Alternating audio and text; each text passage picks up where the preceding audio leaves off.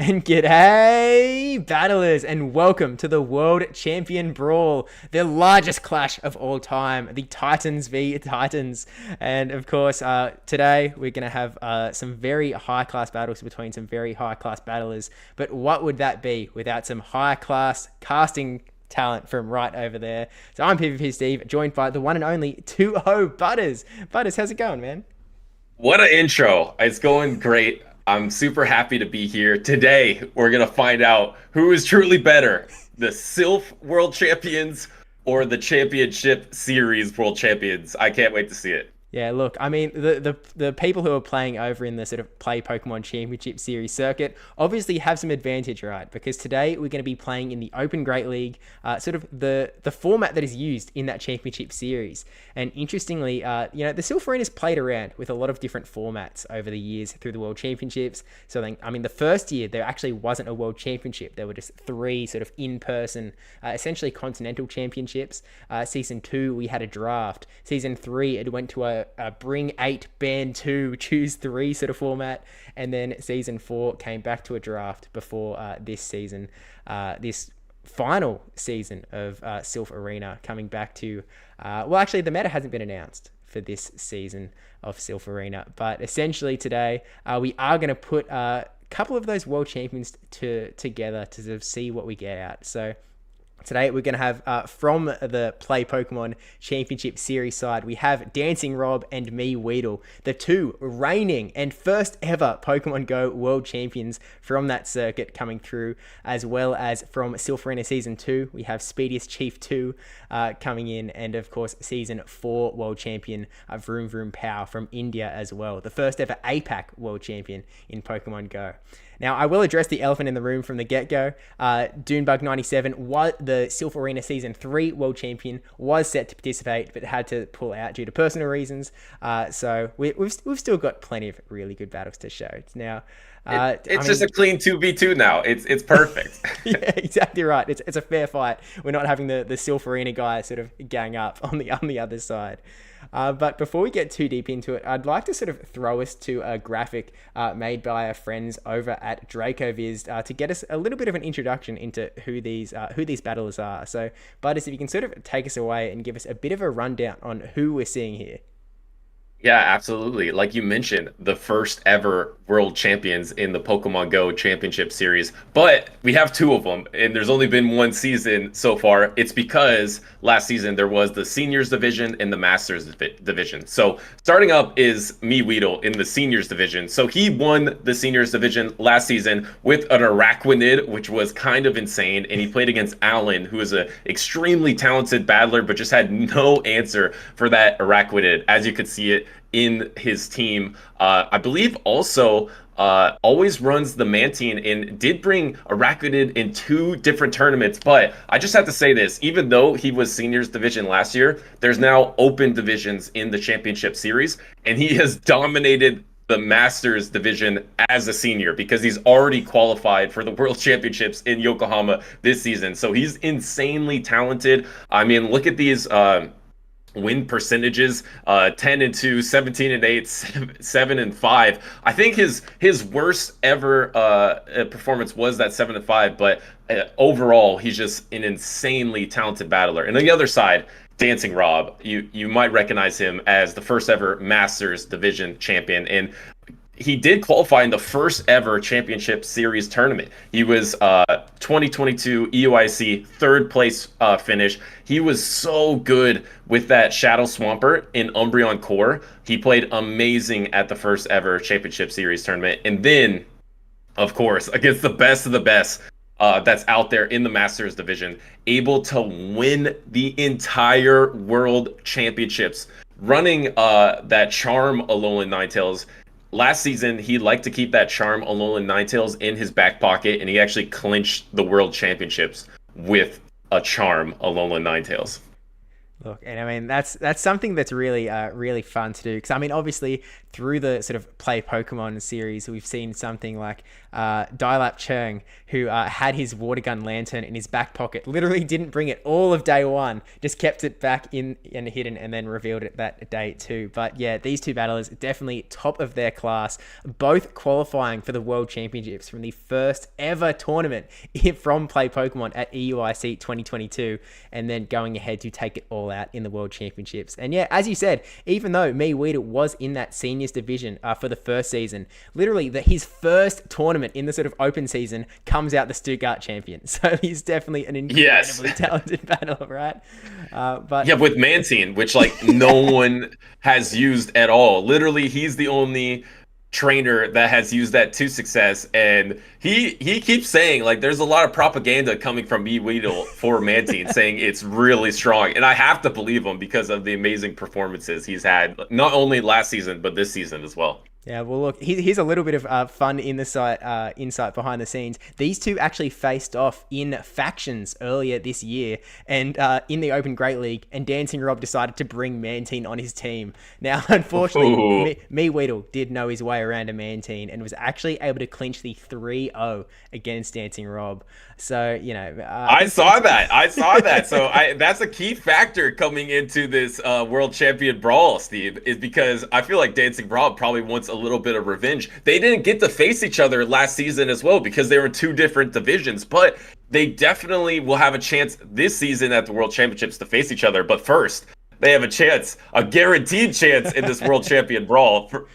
Absolutely. There can only be one, and these two are going to have to figure out their differences on the battlefield. And of course, in addition to these two, we have the two Silph Arena World Championship champions here. We have VroomVroomPow on the left here from India, and you can see that his team in the bottom left there, Silph Arena is something that is one of the main benefits of Silph Arena, right, is that it's able to make you use these Pokemon that you don't use otherwise. MEWeedle obviously doesn't have a problem with that. He can bring Mantine to a play Pokemon tournament and still have massive success. But VroomVroomPow, like his team, we've got an Empoleon, we've got Jumpluff, Runerigus, Malamar was sort of his big token pick. I think that people really rallied around his Malamar because in the Silph Arena World Championship finals against Rise to Occasion, that Malamar was just doing so much work for him. But it's a very different format.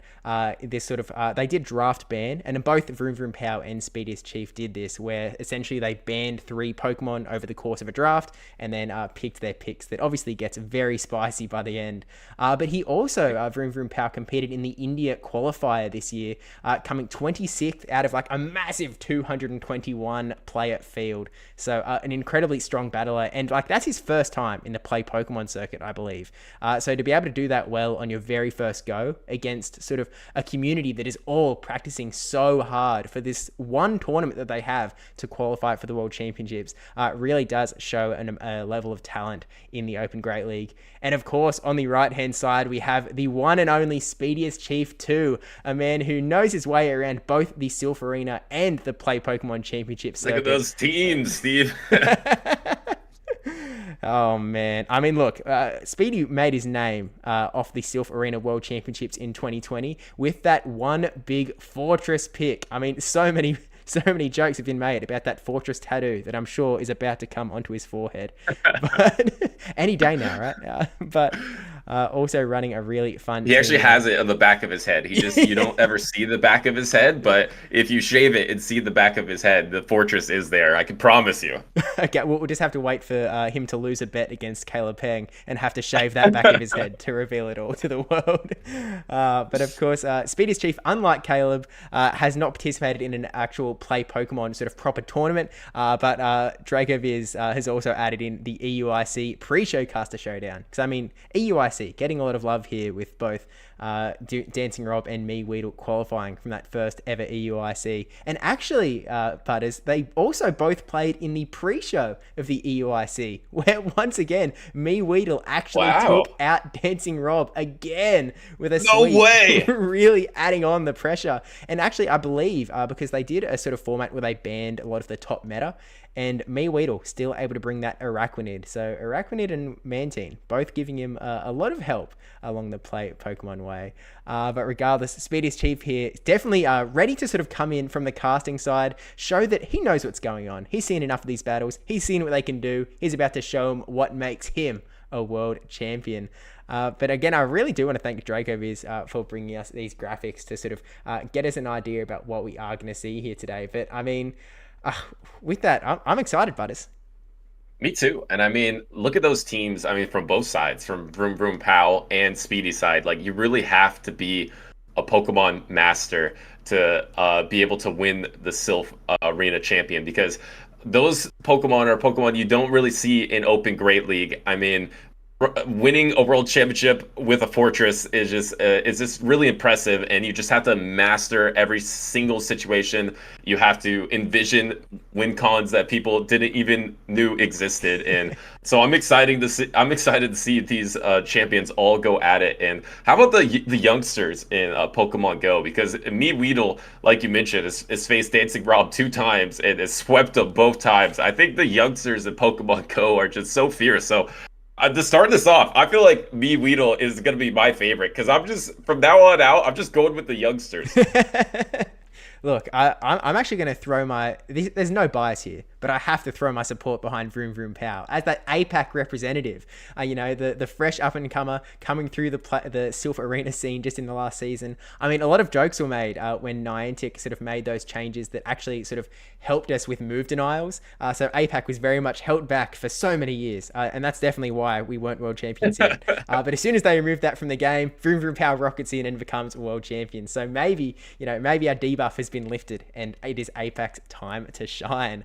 But with that said, I think we can sort of get into it. And just for everyone joining in, the format is essentially all 4 champions are going to play each other round robin, set of 3 battles, and looking to get as many wins as possible, because whoever comes out with the most wins comes away as the ultimate world champion, the one and only.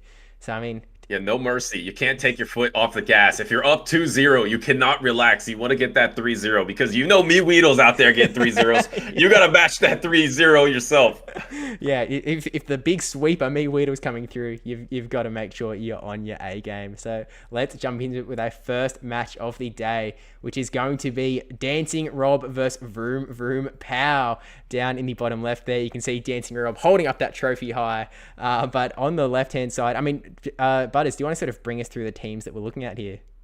Yeah, so I just want to point out that DancingRob is once again running Shadow Swampert and Umbreon, and that was his go-to core at EUIC, where he qualified for the World Championships, and he's really good at that core. He's one of the best Umbreon players, in my opinion, just because of the way he manipulates the switch timer. He banks a move, he dances around. I literally would call him DancingRob because he was dancing around the battlefield with Umbreon, because he's able to swap in, swap out. He's able to open with Shadow Swampert, close with it at the same time. So I'm looking to see a lot of Shadow Swampert Umbreon core out of DancingRob. So we just have to look at how VroomVroomPow is going to be able to handle that. There's no clear option, but I feel like a neutral option as Medicham and Noctowl is probably one of the best answers. And I mean, if you just pair Medicham and Noctowl together in most situations, you're pretty strong.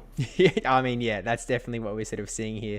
But I think it's interesting to sort of mention, like, as you said, DancingRob bringing in those Shadow Swampert and the Umbreon, sort of picks that he's a little bit more comfortable with, but also slightly a little bit less meta. Like, it sort of feels like more of that last season's play Pokemon meta, more so than the current play Pokemon meta. He's left off the Trevenant, he's left off the Noctowl. So, I don't know, maybe DancingRob's left in the past. Maybe he's washed Butters. Well, I think he has to sit the Trevenant and the Noctowl because there's a new Pokemon that wasn't in the meta last season that now is dominant in the meta, especially in North America. The Shadow Alolan Ninetales, specifically the Powder Snow Shadow Alolan Ninetales. It's going to be so good against that Trevenant Noctowl. And then it's also really strong against Umbreon. And then it's pretty good against Shadow Swampert as well, at least neutral and outpacing at times to the weather balls. So I mean, I feel like you have to, if you want to run that core of Shadow Swampert Umbreon, you kind of have to sit the hard meta picks, because then you'll just be 4 times a week to Shadow Little Ninetales. Not 4 times, at least 3 times. The Umbreon, the Trevenant, and the Noctowl. So we'll see how you balance out that team, because you don't have a clear answer, in my opinion. You just really have the Lantern and Galarian Stunfisk for DancingRob. Yeah, I mean, look, DancingRob's also decided to bring in the Altaria, though. Also going to be weak to that Alolan Ninetales, whether it's Charm, whether it's Powder Snow. I mean, DancingRob has definitely, as you said, got a little bit of a team that is already a little bit weak to that Alolan Ninetales. So it definitely makes a lot of sense that you can't bring all of those picks, because then you will just get crushed. But, I mean, VroomVroomPow bringing in some very meta staples with that, you know, the Noctowl, the G-Fisk, Lantern, Medicham, Trevenant. This is sort of your classic team that you're sort of expecting to see on the circuit. So I think we might just jump into it. So I mean, let's see what we do here with our first battle in the World Championship Brawl. Just take it away. Yeah, just to point out, I expect you see the Medicham from both trainers here. This is a terrible lead for DancingRob, but deciding to stay in it because he just wants to throw the Ice Punch and then maybe swap out. This isn't terrible, because even though you hard lose this matchup, you're doing good to start the matchup, because you're going to do a super effective Ice Punch, and then you're going to pivot out, most likely, try to catch it somewhere else. Here comes the Umbreon pivot, and then there is met by the Alolan Ninetales, and this looks like it is going to be the Powder Snow Alolan Ninetales. Yeah, a little bit better for DancingRob in this particular example, where Charm would definitely be doing a lot more damage to that Umbreon, but it is not going to be a cakewalk for this Umbreon at all. Alolan Ninetale's taking a lot of damage from that last resort, but will still be able to take one more on the chin, and now VroomVroomPow going for the bait with the Weather Ball, and DancingRob falls for the bait, going down a shield. That is tough, because you can take the Weather Ball no problem. Obviously, you can't take that Dazzling Gleam, but the pressure's kind of on at this point. Look how low the Shadow Alolan Ninetales is already to these last resorts. It might get knocked out by a last resort. If DancingRob does Protect Shield properly, the Dazzling Gleam, it could force the next Protect Shield from, a bait once again. Vroom, double bait Weather Balls. Wow, DancingRob going down 2 shields. Yeah, burning them both on Weather Balls, and now this Ninetales is looking pretty comfortable, able to go straight for that Dazzling Gleam, and DancingRob cannot be happy right now.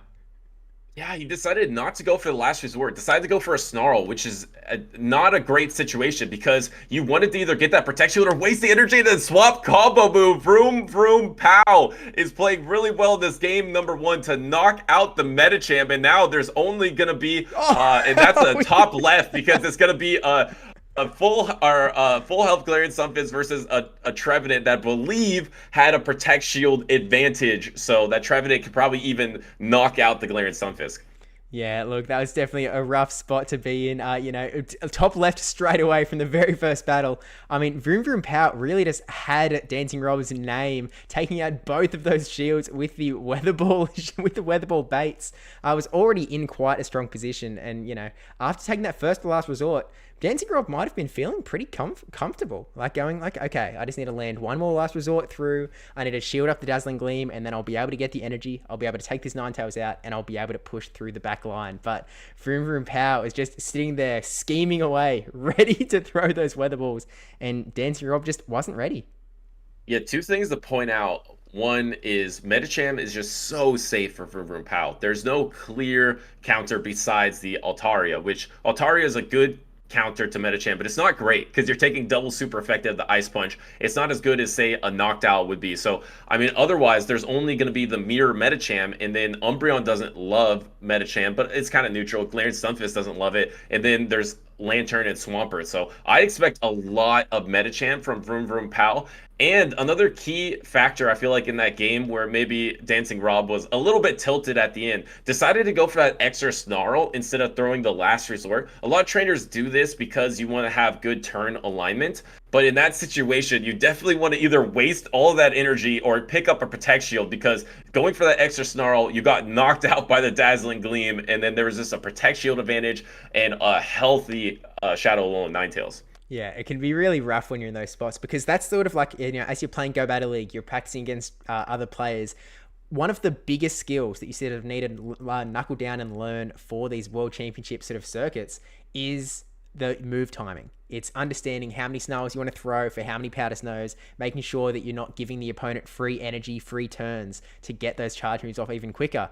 And, I've certainly fallen victim of it, of getting in that headspace of, you just get that like, okay, I need to get 2 snarls here, go 1, go 2, and then by the time that second one's through, that charge move is coming through, and you just get put That's why you run Whalmer, right? You run Whalmer so you can just water gun, and you don't have to worry about those pesky fast turn alignment. You just pew pew water gun the whole time. It's the ultimate strategy. Bud is putting it on show here. That's why 1-turn moves are the way to go, and certainly I'm sure why DancingRob is running that Altaria for that 1-turn Dragon Breath as well. But I mean, with that said, VroomVroomPow has the advantage now with that APAC representative getting that 1 win on the board. DancingRob really needs to push back here against VroomVroomPow. So how do you think he needs to adjust?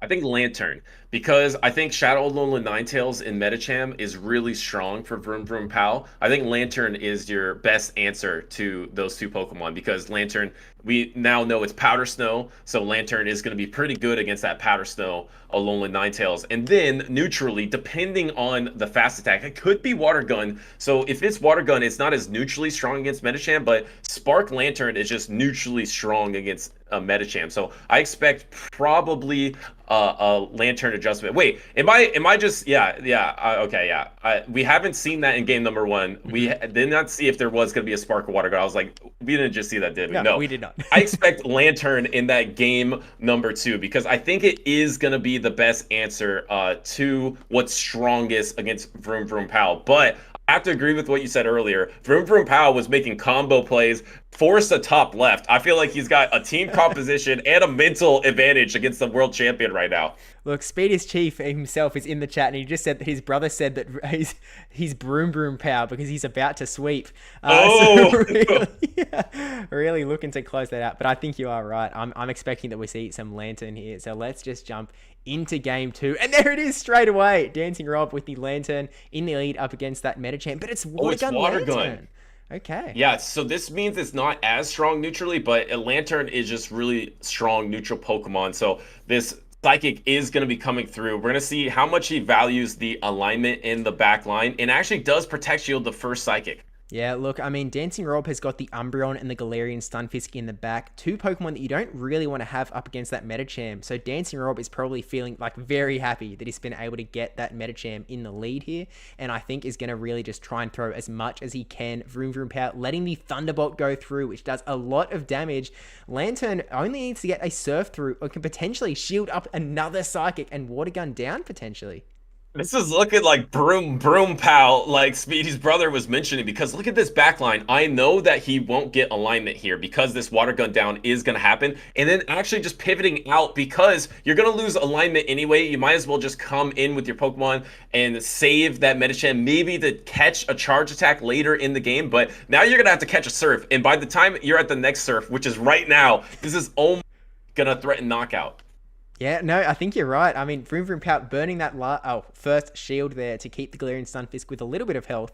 Only needs to... Actually, we see the swap out from DancingRob into the Umbreon. So this does mean that VroomVroomPow's Alolan Ninetales is sitting there in the back. It would like to be in this matchup, but still going to be able to tank these moves not too bad. The Earthquake, bringing that Umbreon down about a third of its health, but now only needs to potentially get to 1 Foul Play plus some Snarls and can tank another move. A little bit of... Okay, I think that's fine. I think it all worked out. Yeah, it looked like mutual in the end there. The reason I thought VroomVroom was so ahead and was going to be Broom is because he had 2 Protect Shield advantage for Galarian Stunfisk. And there's a Galarian Stunfisk in the back for DancingRob. This is not going to knock out the Umbreon.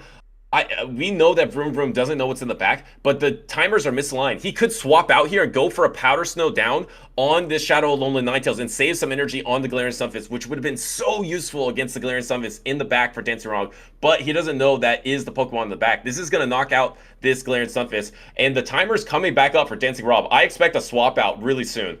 Yeah, it looks like DancingRob letting that timer go down a little bit more by throwing the Last Resort here, not letting the Alolan Ninetales getting a lot of farm. So landing the Last Resort, which does a fair chunk of damage, and as you said, the swap out coming through, Galarian Stunfisk is not going to care too much about any of these charge moves from Alolan Ninetales, and VroomVroomPow not in a great position now.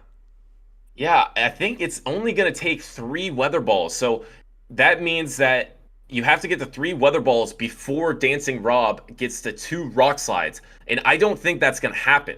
So a key factor here is VroomVroom did save that Medicham for a potential charge attack catch. I think it's going to come down to that, because here comes the last Protect Shield of the game from VroomVroomPow. It's all going to come down to if this Galarian Stunfisk can get to a rock slide before the Weather Ball is available. I think it barely will. Can he get to the Ice Punch? No, he tried to swap and the Ice Punch got Mudshot down. That might just be the game. Yeah, I think this is going to seal the deal for DancingRob here to get the win. I really think, he really tried to get that Ice Punch off, try to do enough damage to that Galarian Stunfisk that Ninetales could maybe take it out, but, just not going to be able to get it off, and that Galarian Stunfisk just too healthy. I think, as you said, really needed to get that catch onto the Medicham to potentially have that chance of Alolan Ninetales sealing the deal with that last Weather Ball, but DancingRob keeping his cool, he didn't quite have the Rock Slide, right? Still had some charging up to go, but was able to get there, land the move onto the Alolan Ninetales and take it out in the end. All from what looked like, as you said, a potential VroomVroomPow situation. Yeah, because in that game, he was up 2 Protect Shields because DancingRob just hard went for alignment. Double Protect Shielded that Water Gun Lantern to get alignment in the back. And then I thought up Protect Shields Galarian Stunfisk would be so strong, but he actually pivoted into that Galarian Stunfisk and had to use the Protect Shield and take a lot of damage from the Surf. Only one thing at the end there, maybe if VroomVroomPow decided to do that swap in attempt for Ice Punch, if he did think that Ice Punch was possible, he could have waited until DancingRob had energy for Rock Slide, because then he could have had a chance of also swapping on the Rock Slide if he was not going to be able to survive long enough to get to that Ice Punch. But DancingRob, that's why he is a world champion, just ties that up with a unique, a little bit of a cheeky strategy with the double Protect Shield for alignment. Yeah, look, it's a classic, right? It's a strategy for a reason, and definitely paid off in the end for sure. Able to sort of push through, and really, I think it worked out for him getting that Lantern against Medicham in the lead, because again, he had that Umbreon G-Fisk combo in the back. It was a very ABB lineup where he really wanted to see that Medicham exactly on the Lantern, and VroomVroomPow just sort of left it in there, was able to sort of let the Thunderbolt go through as well, took a lot of damage onto that Medicham. Which, in the end, G-Fisk was able to sort of take it out there before the Ice Punch came through. And that's actually potentially a reason why the Water Gun really worked out for DancingRob, because if it was that Spark Lantern, you may not have got that much damage through. The Medicham may have been that little bit more healthy, able to come in, still survive up against the G-Fisk. Obviously, once you get into this situation, it's one of those in the Matrix situations where there's all sorts of paths that could have happened were this one thing different the entire time. But, I think that Water Gun really worked out for DancingRob there. Yeah, a key factor going this game number 3 is how much has Umbreon scared off Trevenant from VroomVroomPow, because Trevenant is kind of the clear adaptation in my mind because of the response of the Lantern from DancingRob. I feel like Trevenant would be a really good pick in this game number 3. So I was also thinking from DancingRob's side that Shadow Swampert just seems really strong against what VroomVroomPow's bringing, because he's bringing Galarian Stunfisk and Medicham and Shadow Alolan Ninetales. Shadow Swampert's neutral into all 3 of those, and DancingRob, one of the best Shadow Swampert players. You would think that Shadow Swampert would have a lot of play in this game number 3. I think the key factor here in this game number 3, does VroomVroomPow bring that Trevenant to counter the water types of DancingRob, and if so, can DancingRob avoid that Trevenant matchup? Yeah, that's going to be a really key question. So let's get into the final battle between DancingRob and VroomVroomPow, World Champion v World Champion, to see whether we see the Trevenant and whether we see the Shadow Swampert. Butters, take it away. All right, and there is that Trevenant in the back, and there is the Water Gun Lantern, but this is the ABB to bait out the Trevenant, and successful bait out. DancingRob was able to take that Trevenant out from VroomVroomPow. Looks like he was expecting that coming into game number 3, which makes a lot of sense, but VroomVroomPow went for the bait. It's going to have to take this super effective Ice Punch. How much play does that Lantern have in the back? Yeah, I mean, look, you can see that there is the Alolan Ninetales in the back. VroomVroomPow leaving the Galarian Stunfisk at home. So Lantern having a little less play than it has in the last couple of games. But, still able to shield up the Shadow Ball. So not taking any baits from VroomVroomPow here like in that first game. But now getting another shield out of VroomVroomPow. Sort of forcing a lot of stuff out of VroomVroomPow's hands here. And making what is traditionally a pretty bad matchup for Metacham into one that is not too bad at all. But VroomVroomPow, really nice counting and getting a seed bomb off just in time. I was too soon to say this is ABB weak to Trevenant. It's just triple weak to Trevenant. he ran Galarian Stunfisk, Metacham, Water Gun Lantern into Trevenant, and Trevenant is just so strong. I mean, it's not even going to be easy to take out Trevenant at this health because you can't mudshot it down. You're going to have to land the Rock Slide. And at this point, I feel like VroomVroomPow is pretty confident that Trevenant is really strong here. So we see a double pivot. The Water Gun Lantern forces out the Shadow Alolan Ninetales from VroomVroomPow. Okay, this is not a bad spot for DancingRob at all. Able to, actually getting another shield with a Weather Ball from Alolan Ninetales. VroomVroomPow apparently is just in DancingRob's head and is able to get any shield he wants by just clicking that Weather Ball button. It's the DancingRob shield button. But the serve coming through is definitely going to put a lot of hurt onto this Alolan Ninetales. Not quite KO, but getting it quite close with the Water Gun damage. This is going to position. No, actually doesn't even get to the Dazzling Gleam there. Could not take the Water Guns. It can't even take the Water Guns to survive on Trevenant. DancingRob is just Water Gunning everything and already at the Thunderbolt. This is no Protect Shield from VroomVroom's Metacham here. This is what a terrible turn of events for VroomVroomPow. Just cannot withstand the force that is Water Gun. Water Gun Lantern doing so much work for DancingRob here. And I know a Psychic is coming through here. There are no more Protect Shields left from DancingRob, which means this Psychic is going straight through. But Lantern hanging on, get a couple more Water Guns to give, and getting a Surf off to just add so much damage onto this Metacham. If this Lantern isn't walking away with an MVP ribbon, I don't know what is.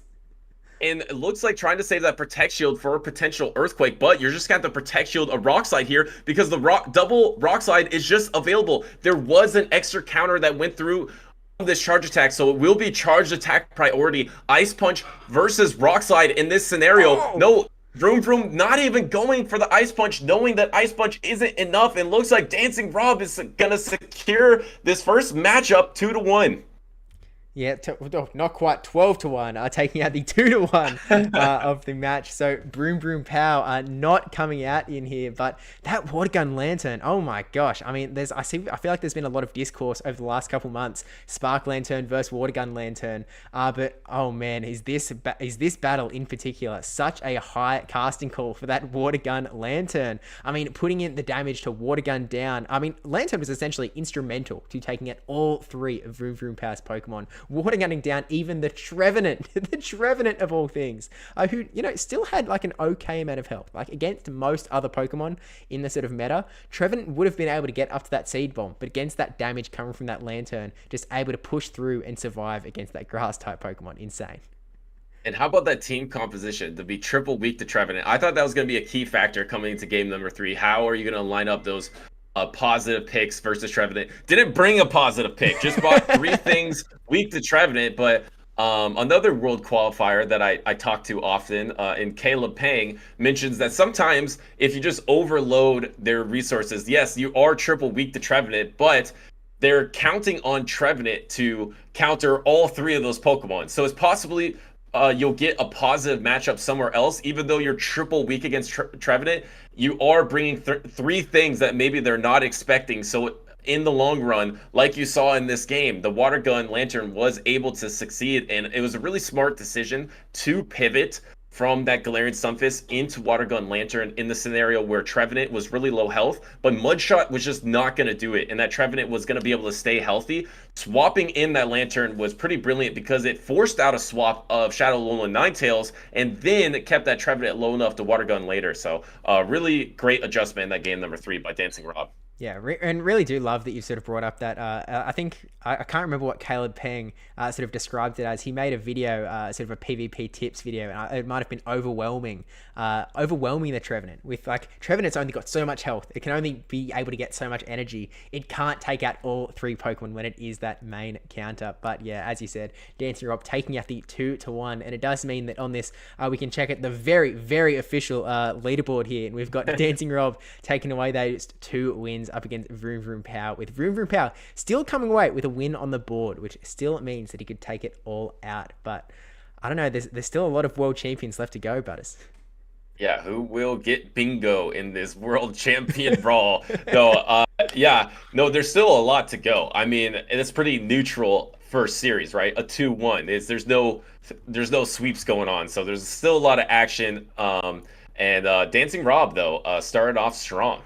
Yeah, look, and I will say, I'll hope that maybe we can see a VroomVroomPow a little bit later get that full sweep through. But let's check in on those other 2 world champions. MEWeedle versus Speediest Chief. Again, MEWeedle holding that trophy high.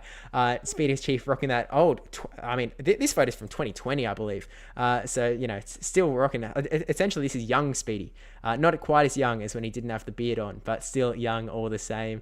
Now, we have some slightly trying to keep up with the youngness of MEWeedle, right? Yeah, bringing your oldest picture possible. Just trying to feel a little young against the youngster MEWeedle. The ultimate strategy. Like, yeah, we're equals here. We're equals here. But we've got some different picks coming through here on MEWeedle's side, not bringing in the Araquanid or the Mantine, but instead bringing in a different water type in Azumarill. Actually, we've got 2 Azumarills. We've got one from Speediest Chief as well. But MEWeedle rocking that out with the classic Great League team of the Noctowl, G-Fisk, Lantern, Metacham, and Trev. Speediest Chief also bringing in the Shadow Alola Ninetales, but also taking that Sableye in as well, which, you know, maybe a little bit unfortunate to be up against that Azumarill team. But how are you sort of seeing the play between these 2 teams? Well, it was good of you to bring up the Azumarill straight away from MEWeedle, because I feel like that is so safe against a Speediest team, because across the board it just has the safe matchups. Only has to really worry about Trevenant, but I can't tell you how many times I've seen in the championship series an Azumarill counter a Trevenant, just because how much the ice beam does. You get a little bit of head-on energy somehow, then you're flipping this matchup. Even if you lose the matchup, the Trevenant comes out with less health and less energy than you expected, just because of Azumarill's bulk and able to take those seed bombs. One of those few water types that can just comfortably take the seed bombs and do super effective damage back. So I think Azumarill is just really strong out of MEWeedle. Kind of forces the Trevenant out of Speedy. So how do you handle that Trevenant? Something like an Azumarill Noctowl core. There is no Lantern, one of the most common picks in the championship series, because it's able to handle a water type and a flying type. There's no Lantern on Speediest side, so I think Azumarill Noctowl core is going to be quite strong. Yeah, look, I think you're right. And I think that Azumarill from Speediest Chief's side almost certainly running that play rough to get that Azumarill counter damage going through, just because there isn't a whole lot else on his team that can counter through that Azumarill. So I feel like the Trevenant and the Azu almost like mandatory picks from Speediest Chief. Then potentially a little bit of play from all of the other picks. Has to be a little bit scared of the Trevenant from the other side at that point as well, because, you know, you're going to have that neutral matchup up against your own Trevenant, and then still a bit of a back and forth between that Azumarill as well. You know, maybe there's play to bring in that Sableye to try and take down the Medi and the Trevenant. But then you're scared of the other Azu being able to play against your own Azu, able to play against that Trevenant with the Ice Beam damage, and then threaten the Sableye as well. So I feel like from a team composition standpoint, I feel like Speediest Chief is on the back foot a little bit and is going to have to play around MEWeedle's quite strong lineups here. And you know, might have to gamble a little bit, get a little bit lucky. Well, you know, I feel like Shadow Alola Ninetales for Speedy is going to be somewhat strong, because it's not as terrible as you might think against the Azumarill, even though I assume that Speedy's running Powder Snow, even though you are doing resisted Powder Snows. And we saw how in last matchup, a lot of trainers want to try to protect shield a Dazzling Gleam, and a lot of times it's Weather Ball. So if you do ever land a bait, I know Azumarill has a huge stat product, so you don't really want to bait Azumarill that often, but I feel like Shadow Alola Ninetales isn't terrible, specifically because I think it's hard to bring Azumarill and Lantern and Galarian Stunfisk because you expect Trevenant in every single game. So it's going to be hard to pair Azumarill with a Lantern or pair an Azumarill with a Galarian Stunfisk, which are the best counters to Shadow Alolan Ninetales. I expect that pair to be tough for MEWeedle if he's expecting Trevenant every game. So I think Speedy does have some good play with that Shadow Alolan Ninetales. I mean, look, you say that, Butters, but we have just seen DancingRob come in with a triple weak to Trevenant team and still be able to push through. True. So you never know how this is going to work out, right? You know, maybe the ice beams and the rock slides will be enough to push that through. And maybe, you know, depending on Weedle's fast move on that Lantern, could even water gun down a Trevenant again. But let's jump into the very first game here between these two world champions. And instantly, we're seeing that Trevenant into the Shadow Alolan Ninetales. Is it Charm? Is it Powder Snow? And it is the Powder Snow.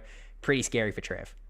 Yeah, and you do have that Trevenant in the back for Speediest Chief. And that Shadow Alolan Ninetales in the lead, and this is a really good position for it. And just going straight for the Seed Bomb, no Protect Shield, and this is one of Speedy's strongest Pokemon. So he's gonna be able to shore up this matchup.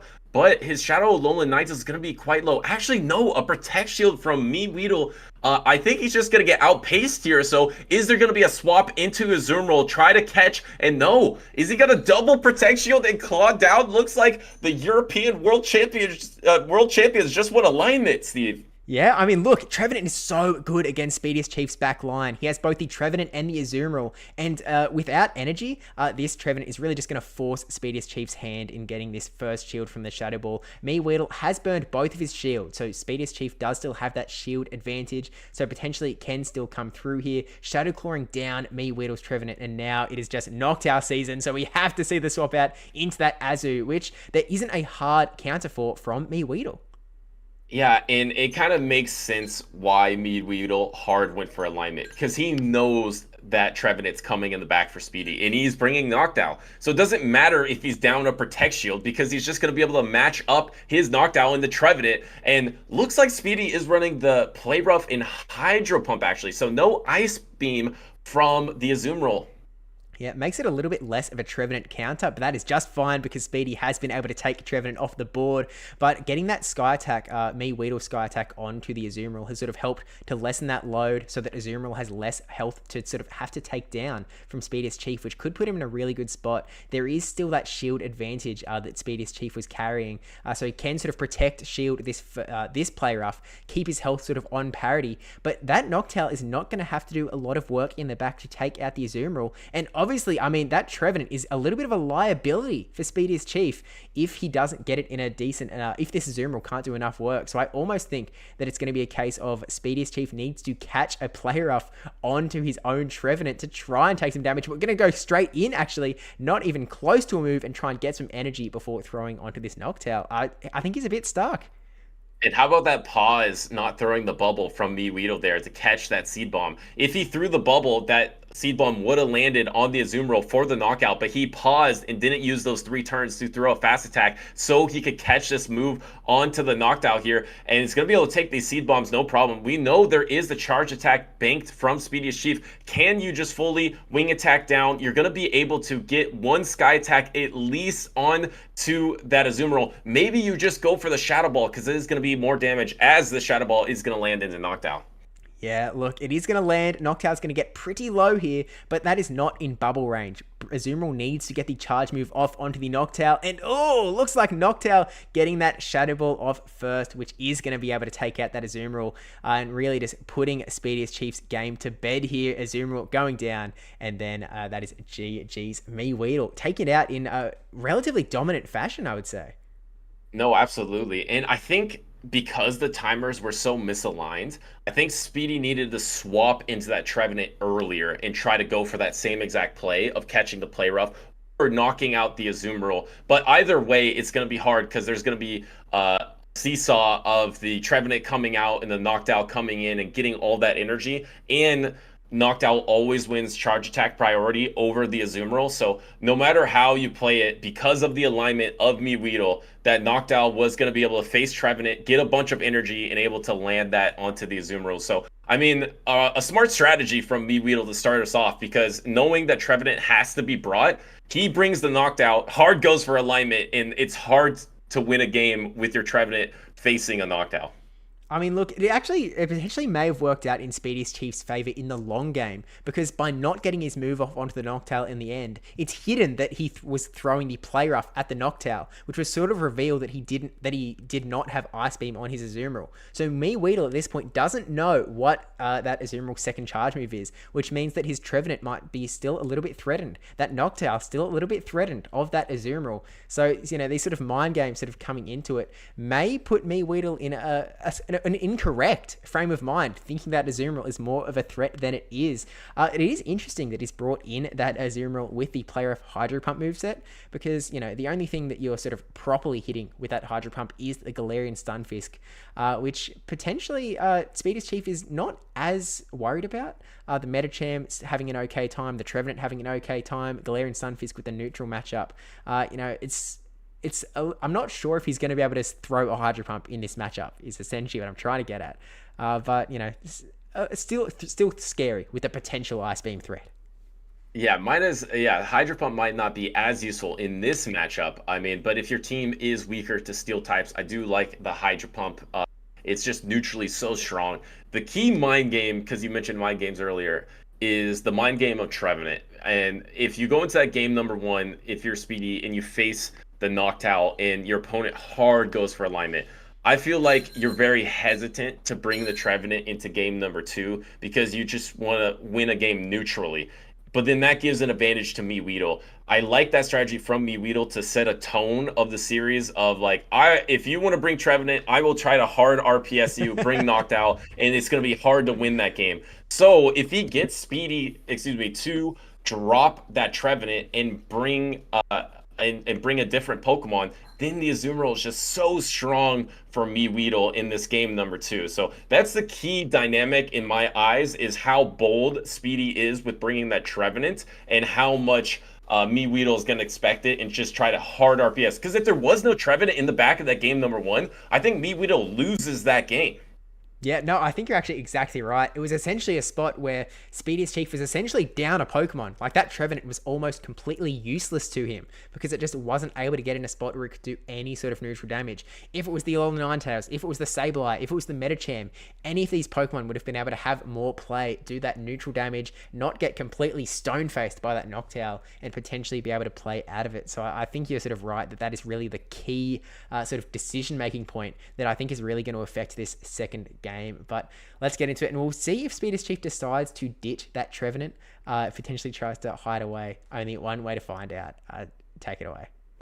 And it's such a key factor of the championship series. That matchup this season has been such a key factor, and it's just so exaggerated in this matchup, right? And now you're in this situation where you kind of are backed in a corner. You have to play desperately. So we're going to see how Speedy decides to throw, as the Thunderbolt is going to be landing, which is fine because it's going to be hard to spark down anyway. 2 Surfs is probably going to be a good knockout condition, and Speedy's just going to go for it straight away, and actually no Protect Shield on the MEWeedle.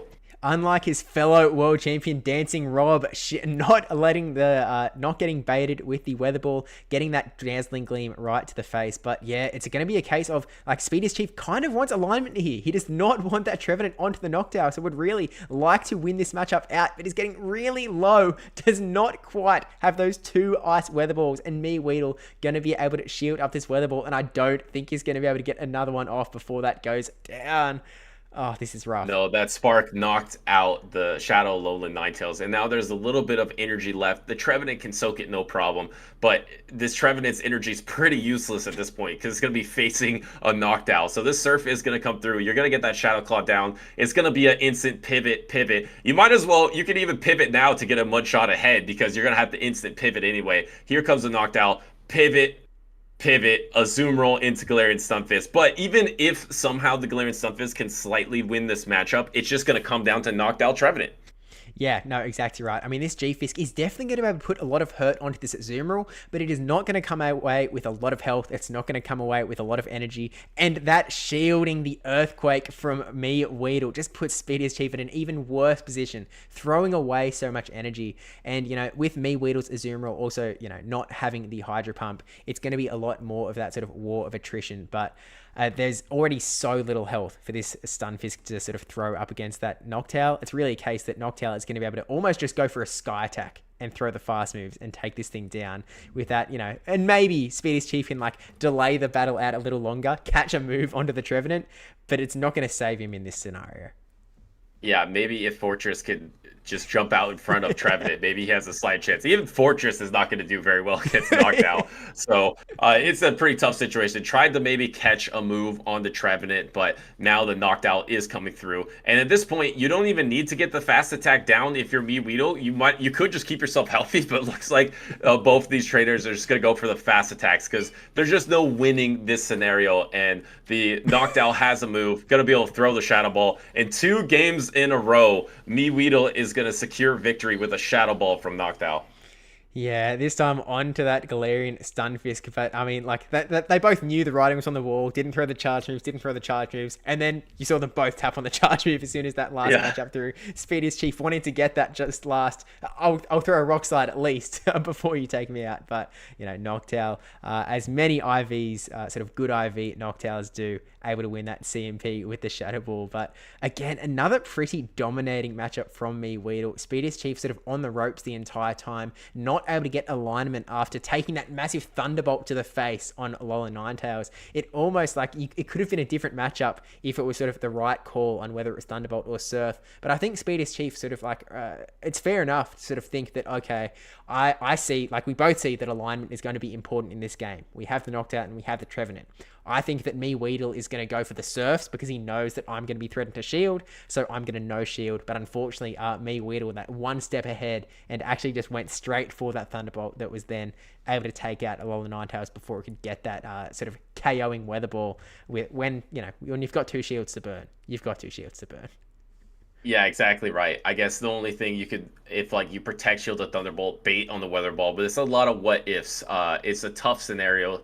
And MEWeedle, after game number 1, hard going for alignment, keeping the Noctowl in the back for game number 1. Game number 2, running ABB, weak to Trevenant, running the 2 water types in the back, having the Noctowl in the front, which maybe he was expecting his opponent to bring the Trevenant in the front because his opponent doesn't want to deal with the RPS backline, so might as well just bring that Trevenant into the front lead. And now I feel like this is the situation where Speedy probably doesn't even want to bring Trevenant, doesn't want to deal with the entire scenario. And then how weak does MEWeedle bring his lineup to Trevenant in this game number 3? I feel like MEWeedle has properly scared off Trevenant. I expect him to actually run a line that's very weak to Trevenant because, I mean, I wouldn't want to deal with that RPS situation of Trevenant and Noctowl if I was the one battling.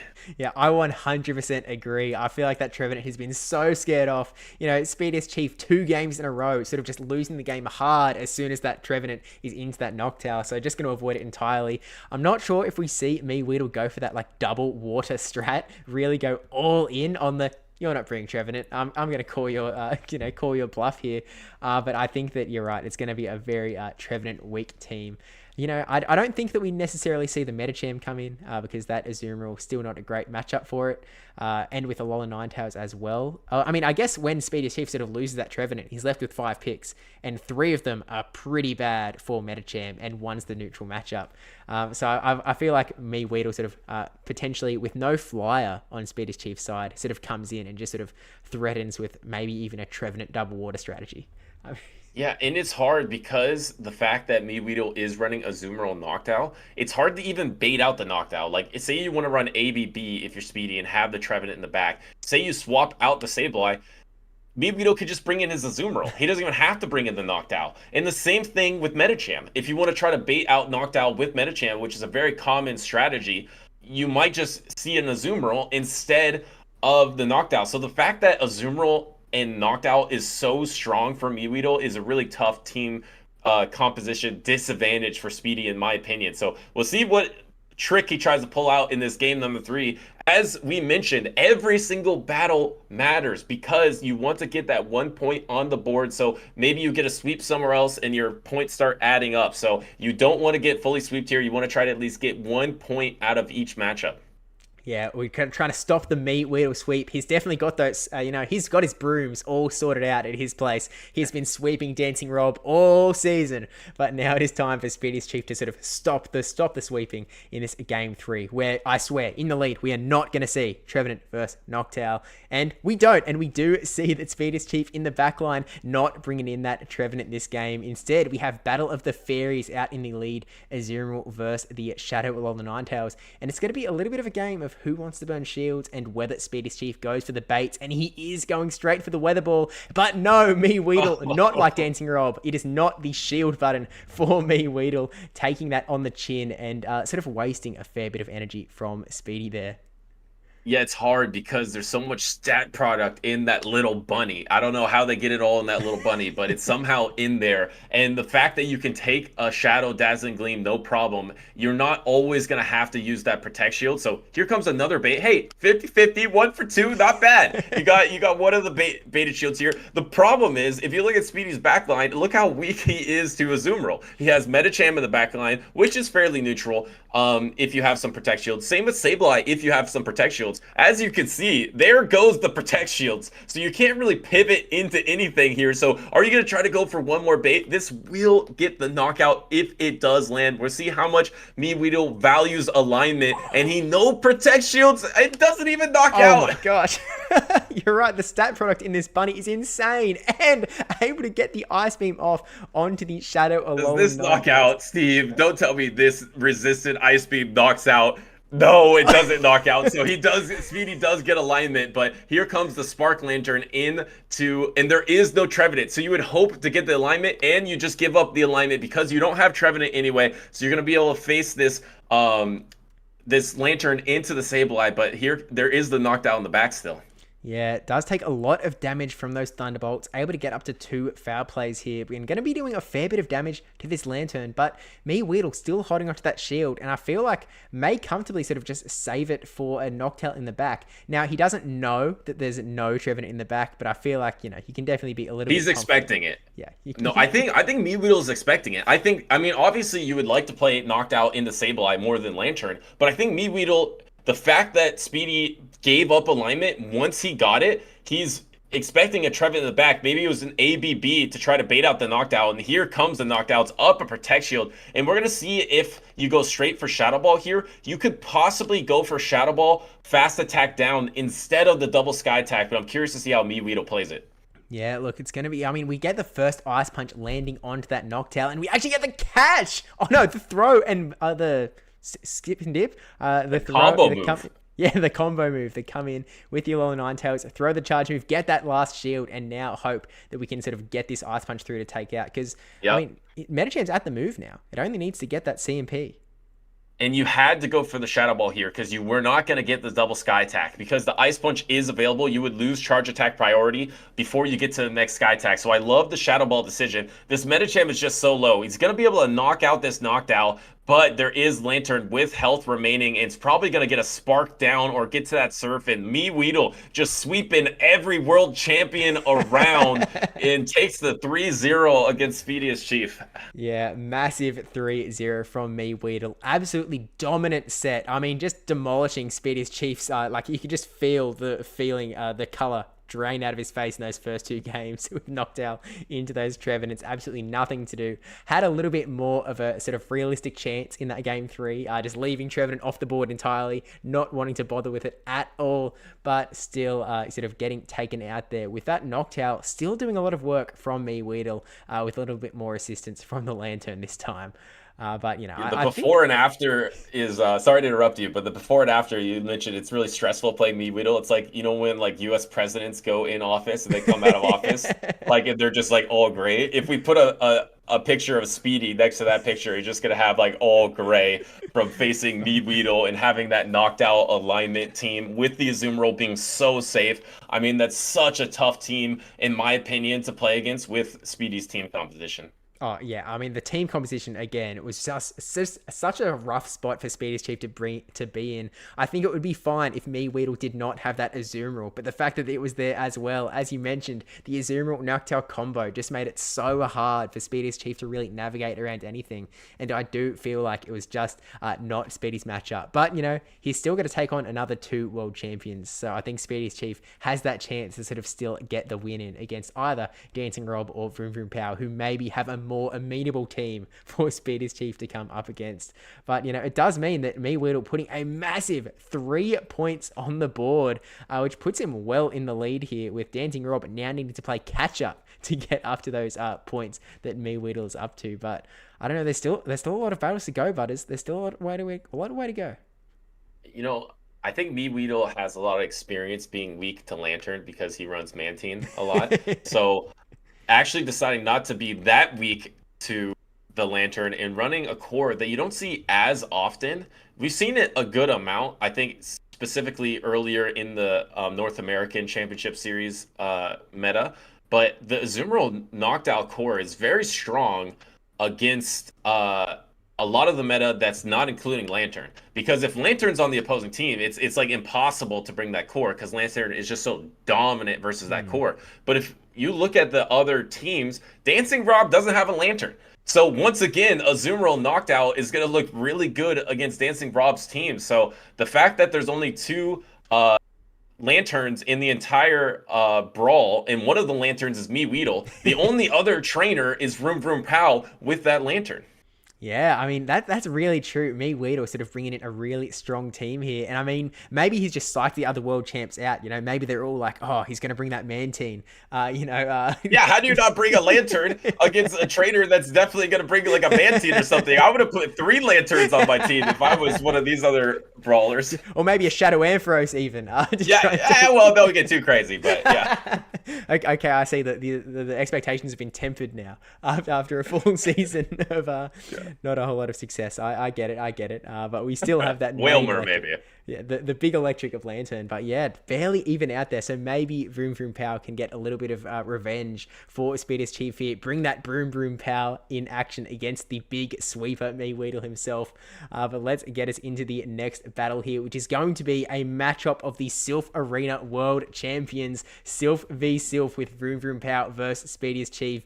Both with some very similar team composition here, with the Shadow Alolan Ninetales tagging out that top with the Medicham, the Trevenant as well, Galarian Stunfisk, with the only differences being VroomVroomPow running the Noctowl Lantern and Speediest Chief bringing the Sableye Azumarill, which on face value, again, it's a little bit of a disadvantage to Speediest Chief, I think, just on those 2 differences.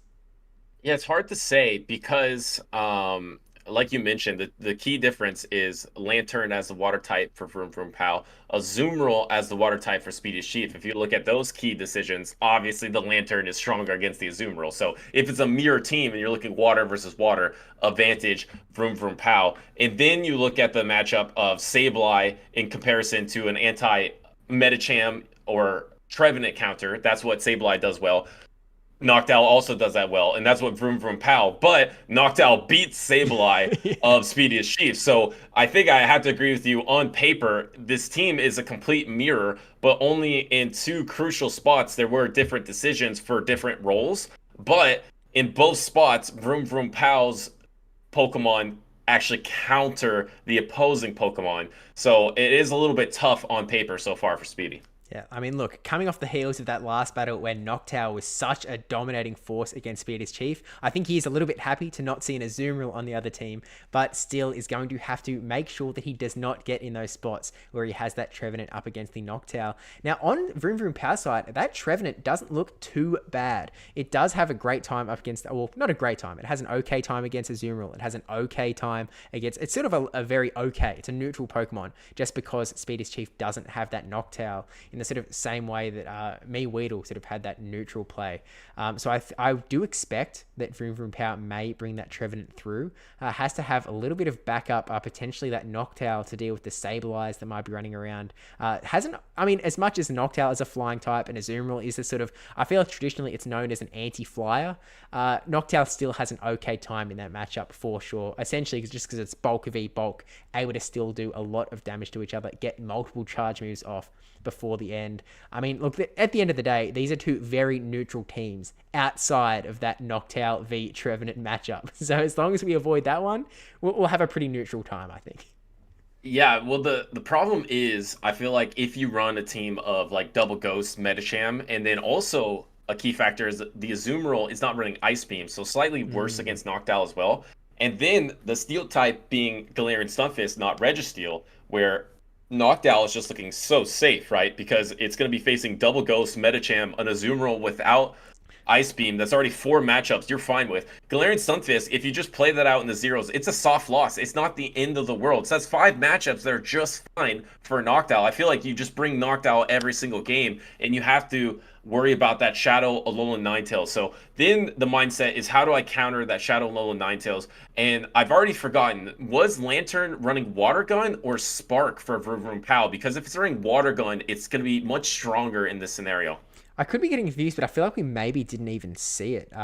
If I only remember the one Water Gun Lantern, that being DancingRob's, but I don't think up against VroomVroomPow that we ended up seeing it come out. I don't think. So I don't know if we know.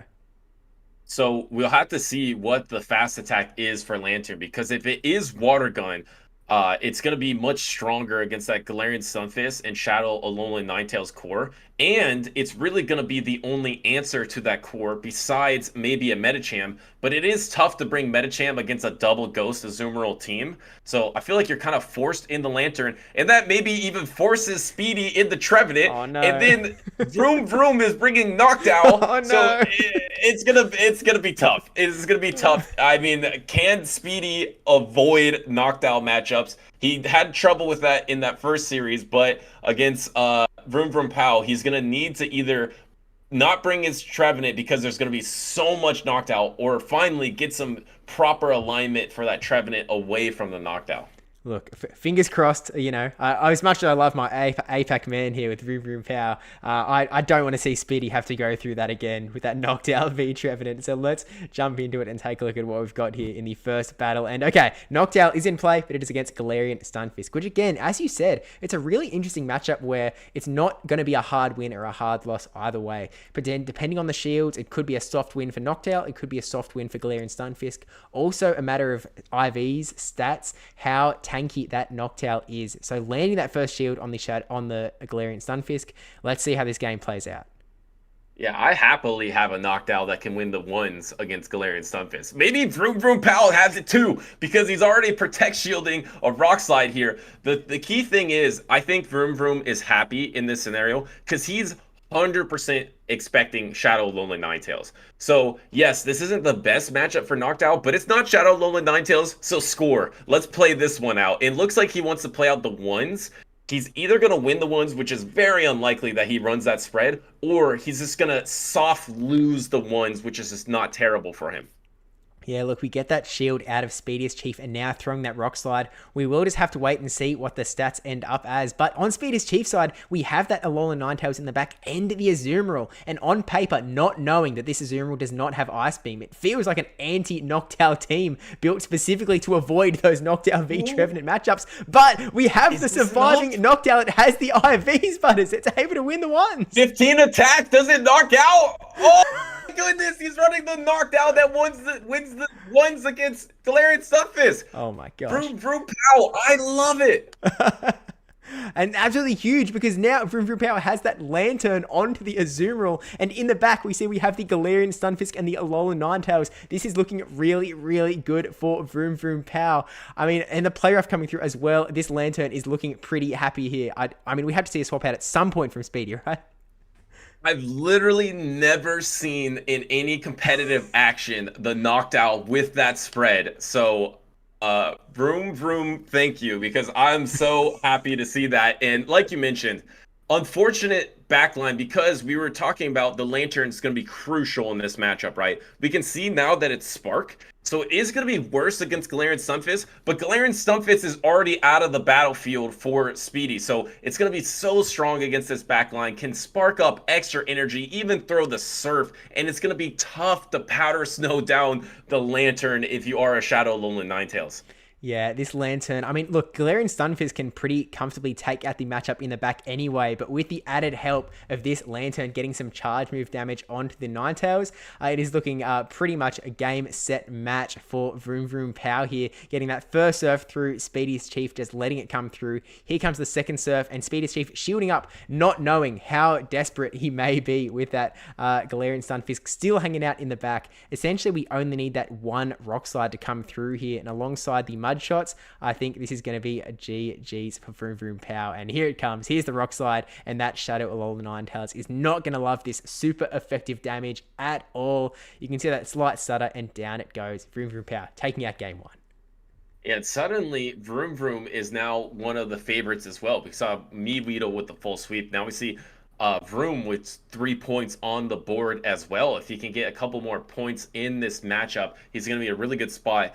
I want to talk about the team compositions there, where Noctowl was the lead, and then 2 things weak to Noctowl in the back for Vroom. Or sorry, Noctowl in the lead, 2 things weak to Trevenant in the back. So ABB weak to Trevenant, but no Trevenant from Speedy. Obviously, I don't think Vroom is aware of the last matchup that Speedy went through against Trevenant. So maybe he was expecting that Trevenant in the back, and Trevenant in the back obviously would have been very strong against the core of Lantern and Galarian Stunfisk, but I expect a lot of Lantern out from Vroom Vroom, so I feel like you kind of have to run either the Trevenant, or if you don't have the matchup of Galarian Stunfisk into Noctowl, maybe you need to move around a little bit to try to get an Earthquake on it later in the battle. Because now, sorry to keep going, but now you know that you lose the ones against Noctowl. When does that ever happen?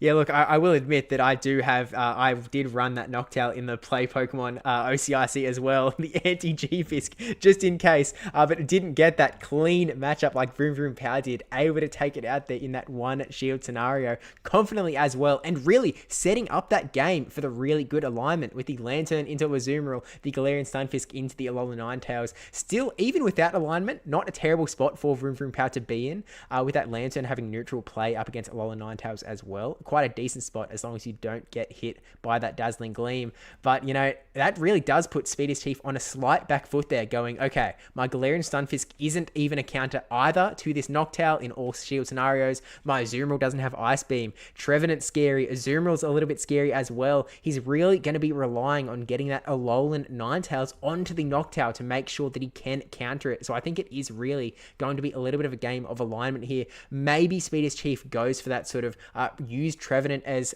I don't know, ideal world, you land it on the Lantern, but potentially used to bait out the Noctowl to just make sure that you can come back in with that Shadow Alolan Ninetales and take it off the board so you can try and win out the rest of the game with a sort of neutral matchup. I actually really like that strategy, Steve, because I think it's tough for Vroom Vroom to bring Noctowl and Trevenant.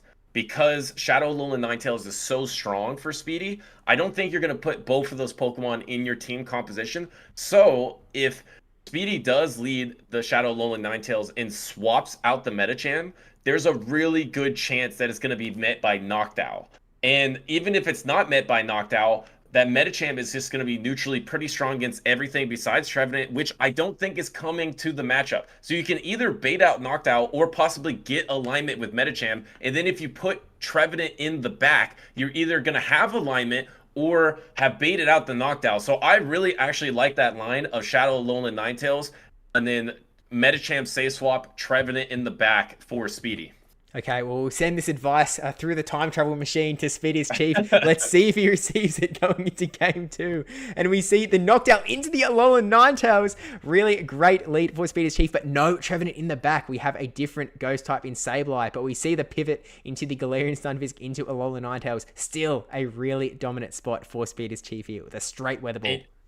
You know, it's tough because you got a little bit of energy advantage, but so did the Alolan Ninetales. And now the Alolan Ninetales on VroomVroomPow side might have got the double Powder Snow needed to win the 2 Protect Shield situation. No Protect Shields. I think Vroom might just hard go for alignment. There is no Trevenant in the back, but there is Sableye, which would be a target for that knockdown. And I expect Protect Shields to be coming out, not on this Rock Slide, but I think the next Rock Slide will probably get Protect Shielded. Wow, that rock slide doing so much damage though. And here comes the second rock slide. No shield. Gonna let it go. So, I mean... I was way off, Steve. I was way off, because I thought that he would survive with enough health to force maybe a Powder Snow down, but looks like he's going to try to go for a wing attack down, and finally, it looks like Speedy is a really good chance to put a point on the board here. Yeah, getting this rock slide off before the G-Fist going down here, just going to whittle it down, and now the Alolan Ninetales can comfortably come back in, and we can see that back line with the Sableye going to be able to match up against that Medicham. An absolutely awful position for VroomVroomPow to be in, but going to be able to try and get this Shadow Ball off onto the Alolan Ninetales. No shield from Speediest Chief. He is going to be able to tank this quite well because that Noctowl is very much bulk oriented, but here's the swap into Medicham, and I think at this point VroomVroomPow is just sitting there with a hand on his head going, oh man, this is how it's going to end in this game 2 here. You know, a lot of these games have come down to team composition reads and your specific team composition advantage and how you play out the matchup. But what a read by Speedy here to perfectly call the alignment from Vroom and not bringing the Trevenant, which I thought, okay, maybe if you think Trevenant is so strong and you can get alignment, it's going to be amazing. Bringing the Sableye, the other ghost type, instead, and able just get this full alignment and not have to even worry about these ice punches from the Medicham, even though he does Protect Shield 1 at the end. But a fantastic call to lead that Shadow Alolan Ninetales, plus keep the Galarian Stunfisk and Sableye in the back. A little bit weak to Galarian Stunfisk, but it worked out really well. No, yeah, no, absolutely. I mean, Speediest Chief obviously coming with the strategies. I think that the skill of picking your teams is downplayed a lot in favor of the skill involved in the games, but it is seriously a massive skill that can help you out so much. And here, Speediest Chief burning that shield is then going to be able to Powder Snow down that Noctowl, and this is just going to seal the deal to put Speediest Chief's point on the board. Down goes Sableye with 2 shields as well. VroomVroomPow just not able to do anything with those shields. I mean, I think he could have used it if he thought that the writing wasn't on the wall. He could have extended out the battle a little bit further, but didn't want to waste everyone's time, and he was happy to sort of let that go down there. No top left, like we saw from DancingRob versus Vroom earlier, but still playing it out till the end. But yeah, definitely rough. So Vroom in that game number 2 decided to bring the Noctowl, the Galarian Stunfisk, which is a really good counter for the Shadow Alolan Ninetales, and then the Medicham, which is just like a neutral counter to that Shadow Alolan Ninetales, but that put the Sableye from Speedy's side in really good position, specifically against that Galarian Stunfisk Medicham backline. So I kind of like that adjustment. If he's going to continue with this Sableye play, then he doesn't have to worry as much about the Noctowl. So maybe he's going to lean in more on the Shadow Alolan Ninetales and Sableye core. And if he rounds out that core with Medicham, because there's no way you're bringing a Trevenant into Shadow Alolan Ninetales and Sableye core. So maybe you throw in a Medicham in that situation, and then that's a really strong team from Speedy. Yeah, I mean, it's interesting because in that last game, VroomVroomPow brought in the Noctowl in the lead and had the Medicham in the back, sort of ABA weak to Alolan Ninetales. And when Alolan Ninetales sort of caught the lead there, definitely put VroomVroomPow in a little bit of a tough position to sort of try and play out of and we saw the alignment very much go in Speediest Chief's favor. So I sort of expect that it's one of those cases where you're sort of trying to think about what the opponent's going to do. Do I go for the ABA again? Am I comfortable in the fact that Speediest Chief might not bring the Alolan Ninetales, knowing that I can be really stuck if that A9 sort of reaches the lead there? Or am I going to go play it safe a little bit more, play those strategies, sort of bring 2 Pokemon that can counter that Alolan Ninetales, maybe something a little bit more neutral, like potentially bringing in Galarian Stunfisk and the Lantern. Again, as you said, Trevenant less likely to brush the field now that Speediest Chief might be a little bit more comfortable in bringing the Sableye as a ghost type. So maybe that sort of Lantern has a little bit more play there. Although in saying that, I feel like it's not necessarily likely that we see the Azumarill come out from Speediest Chief either. So I think it very well must be the sort of neutral Lantern play rather than the sort of trying to target a sort of alignment or something like that. You brought up a key point though, because in this next game, that team from VroomVroomPow was kind of very neutral to weak against Azumarill because knocked out Galarian Stunfisk Metacham. So I mean, VroomVroomPow might be expecting the Azumarill and then forces out the Lantern. So can Trevenant be the hero for Speediest Chief? Can he line up that Trevenant into Lantern? We're going to find out in game number 3. All right, let's get into it. And we have the G-Fisk into Metacham, a great lead from Speediest Chief. And in the back, we have that Alolan Ninetales Sableye. And these Metacham swap in. And actually, we see Speediest Chief go into Alolan Ninetales. An interesting swap out when that Lantern is still going to be hanging about. Yeah, so you still have an answer for knocked out later. But you were ahead on energy versus this Metacham. So you could have kept alignment Metacham versus Metacham, but then you wouldn't have a perfect answer for the opposing Galarian Stunfisk if it got ahead on energy, if you were behind on energy. There's the protection on Dazzling Gleam, so that's actually huge. Now I feel like it's slightly advantage to VroomVroomPow in this matchup. And here, he's just putting on the bait pressure, and no call by Speedy. Man, after getting that big Dazzling Gleam shielded, he was like, nah, I'm playing this straight, going to throw that Ice Punch. It does mean that Alolan Ninetales is going to be able to get one last Weather Ball off, but if VroomVroomPow's been counting, he knows that it can't beat the Dazzling Gleam, but does shield anyway to keep Metacham a little bit more healthy. We can see that there is the Metacham and Galarian Stunfisk in the back for Speedy, so Metacham still a quite useful Pokemon here. Those Psychics are definitely adding up a lot of damage onto Speedy's Metacham. Is still a shield in tow, but Metacham can pretty comfortably take this, so going to let it come through, but it's going to be a question of sort of what happens in the back. We still have a full health Galarian Stunfisk, a full health Noctowl in the back for VroomVroomPow. I'm a little bit worried for Speediest Chief.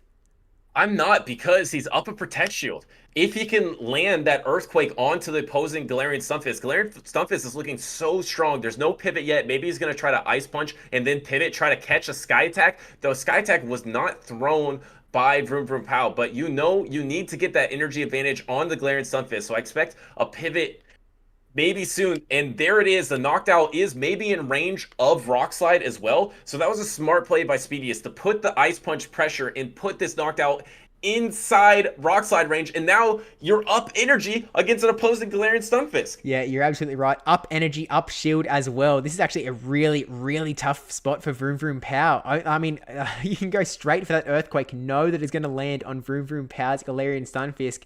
Not going to... is it quite KO? It doesn't quite KO, so still going to have to Mudshot down, but Speediest Chief can sort of comfortably burn a shield on this Earthquake, Mudshot down, no. And throw Rock Slide. Is he going to try to call the Rock Slide? No. I think he tried to call the Rock Slide, and that was Vroom's best win condition in that scenario, to try to go for the cheeky Earthquake, and there it was. But still, you're going to be able to get to this Ice Punch. Can you hang on to get to this Ice Punch? I think this Ice Punch is going to barely be enough. I think it does. I think it's just going to do it and take the Noctowl out with 1 HP left, taking out the Noctowl. Wow! Oh my gosh. IVs don't matter until they do. And Speediest Chief playing a lot more sweaty than needed to be done. It could have been really comfortable with the shield call, but oh man, that's... You know, it's hard because if you Protect Shield or Rock Slide in that situation, it would be bad for you. So the call to make the no shield on what could have been a Rock Slide bait, and worst case scenario, if it is the Earthquake, he knew that he could then counter down and get to that Ice Punch to knock out the Noctowl. So, I mean, he calculated that really quick. I was with you. I was like, when he no Protect Shield of that, I'm like, uh-oh, this is huge trouble. But because that Galarian Stunfisk was so low health already, because he took the Earthquake and Energy Drive from throwing the Earthquake, it came down to literally one fast attack away. But GG to Speediest Chief picking up this series 2-1. Yeah, look, he may have been out of the competitive circuit for a while, but he's still clearly showing that he's got it. He's been paying attention while on those commentary benches, right? He's sharp. He knows how this meta works, and he knows how to maneuver around. This time, not getting that Trevenant stuck on the Noctowl. But it does mean that we have the sort of score update with Speediest Chief getting those 2 points on the board, putting VroomVroomPow in a really tough position here with those 2 points, one against DancingRob, one against Speediest Chief. It does mean that he may be the force that can stop MEWeedle's sweep machine to try and at least get to steal that one win away. But I mean, we're about halfway through the battles here, and MEWeedle definitely coming away as the sort of big advantage, the guy to take down on the block, I think, especially with DancingRob's history of going down twice. Yeah, well, DancingRob is going to need to reverse sweep because he's probably going to be the next matchup versus MEWeedle, I would have to assume. I don't know how this is formatted, but DancingRob needs to put a lot of points on the board against MEWeedle. Most importantly, he needs to take away points from MEWeedle to give chance to the entire field. If MEWeedle sweeps DancingRob, that is going to be tough for the field to come back against. Oh, yeah. I mean, look, regardless of how that DancingRob versus MEWeedle matchup goes, they're going to have a lot of points between them. And Speediest Chief and VroomVroomPow, both with one game left apiece, have some serious catching up to do to try and push themselves through. But it looks like next we actually have MEWeedle versus VroomVroomPow. So VroomVroomPow fighting for his life in back-to-back here. This is his last opportunity to get those points on the board. Try and crush down that MEWeedle by getting the 3-0 and putting MEWeedle in a spot where he's vulnerable. But it does mean, I mean, we've seen both of these teams before, so the question is, can he do it? We've got MEWeedle over there with the Fairy of Choice of Azumarill, but VroomVroomPow, unlike Speediest Chief a little bit earlier, does have the Lantern, so does have that Pokemon, that key Pokemon, to break up the Azumarill Noctowl core, and might sort of force MEWeedle to go for some slightly different strategies.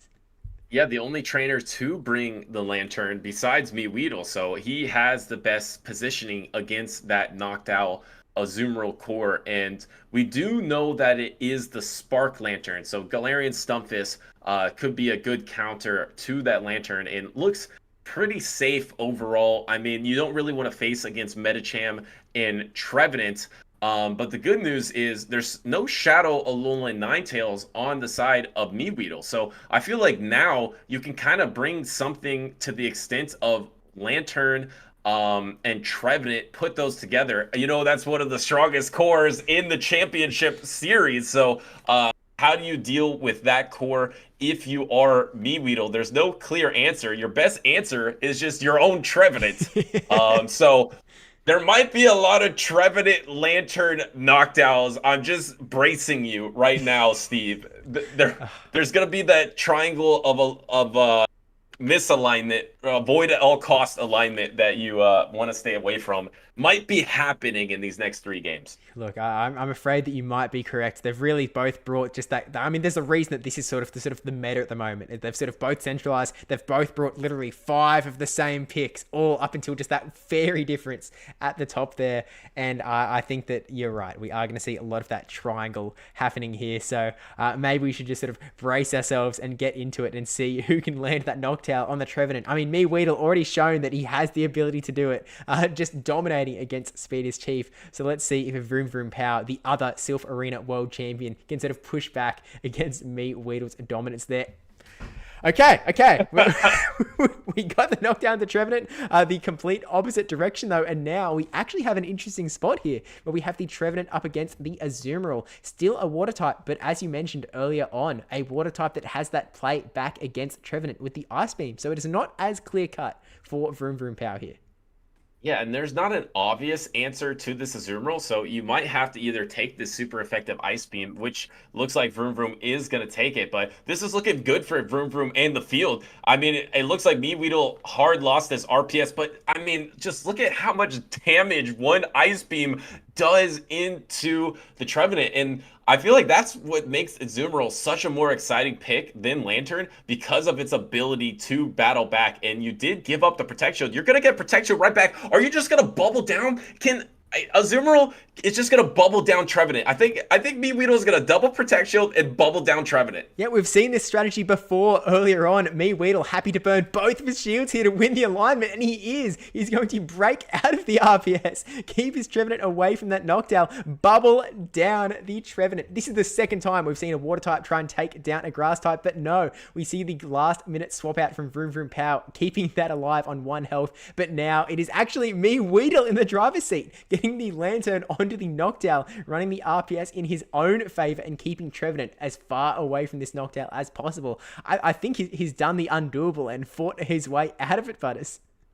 I mean, it's just crazy. The fact that if you land an Ice Beam, you could just bubble down a Trevenant. And MEWeedle knows that. That's why he's, probably running the Azumarill instead of the Mantine, because he's just like, I'll just beat Trevenants. It's no problem. I mean, he's facing against a team composition with Lantern and Trevenant. I thought you can't really bring the Azumarill. He brought the Azumarill anyway. He double Protect Shielded it. He took alignment. I do enjoy how Vroom does pop out of alignment with a low health Trevenant just to keep it as an option later for a swap. Yeah, you can see him whittle down that switch timer just in case he needs it, bringing in that Galarian Stunfisk to get a little bit of energy, but has to face the serves coming through here from Lantern that will really start to add up. There was actually a last-minute shield there, keeping it alive, and now VroomVroomPow going to try and go for the mud shot down. And tried to get a catch, but didn't go through. MEWeedle potentially keeping his cool and getting that serve off onto the Galarian Stunfisk. That's unfortunate for Vroom here. Yeah, that would have been huge because he would have been able to mud shot down and kept his Galarian Sunfisk at full health. Here's the combo play with the Ice Beam. So Surf into Ice Beam into Bubbles.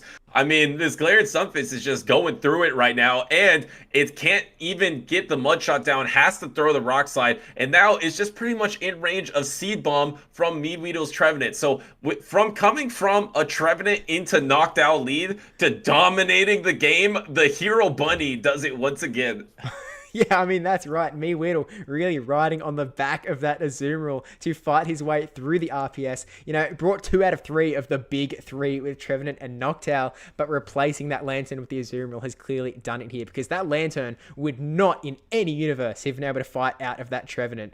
So really heads up play from MEWeedle to bring out the Lantern instead, bring out the Azumarill instead, sorry, and have that counter play against, essentially, I mean, there's no hard counter for Azumarill on VroomVroomPow's team. So really sort of comfortable to go in with the Trevenant, know that there's the potential that he could lose this really, really hard, which he did, and then have that Azumarill as the sort of safe swap that he was ready to invest both shields in to win that alignment to get himself out of that tricky scenario.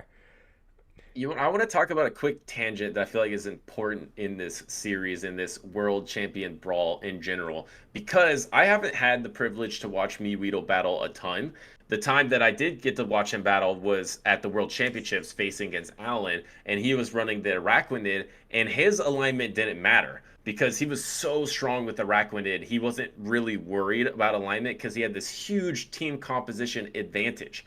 But now, I would say out of all the World Champion Brawlers, he is going for the alignment the most. MEWeedle is trying to hard get these alignments, find creative ways to get them with the Azumarill or with other avenues to get the alignment, to protect shield the lead, just to get alignment in the back. It has been so effective against everybody. And another point is, this is more of a North American strategy. This is a European going for a North American strategy. Usually the Europeans are bringing the Mantines, bringing the Spice Picks, and going for the core breakers. But MEWeedle actually playing a little NA style, I believe, in this World Champions Brawl. I mean, look, MEWeedle has been preparing all season, knowing that he was going to be coming to the World Championships in Yokohama this year. He's like, maybe he's just using this as a practice ground. He's like trying out all of these different strategies against some top level contenders. I mean, up against another, like the only other player getting the World Championship title in the Championship series for play Pokemon, and against the other Silph Arena World Champions as well. I mean, he's really just showing his might in being able to use any sort of strategy, EU strategy, NA strategy, strategy does not matter. MEWeedle has it all locked and ready to go. He understands how it works. He understands how to crack those cores that have been so uncrackable for the last like almost 6 months now.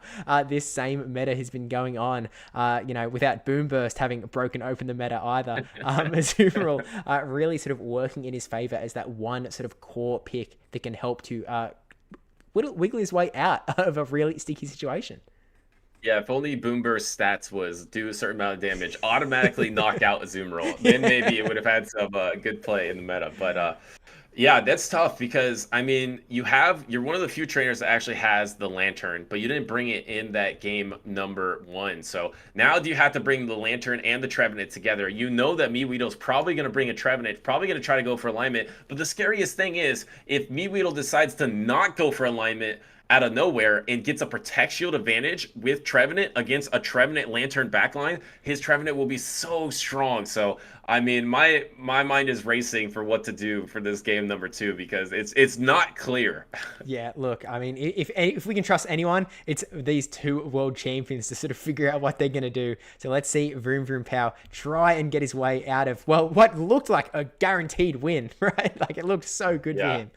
So it has to keep cool and try and potentially burn those shields in the MEWeedle strategy to keep that alignment. And so we actually get a slightly different matchup here with the Trevenant into the Galarian Stunfisk. You can see that Trevenant is in the back for MEWeedle, and we do have that Noctowl in the back on VroomVroom's side as well. So VroomVroom definitely going to be looking to try and get that Noctowl onto the Trevenant, but has to fight through this relatively neutral matchup first, potentially a little bit more in Trevenant's favor here.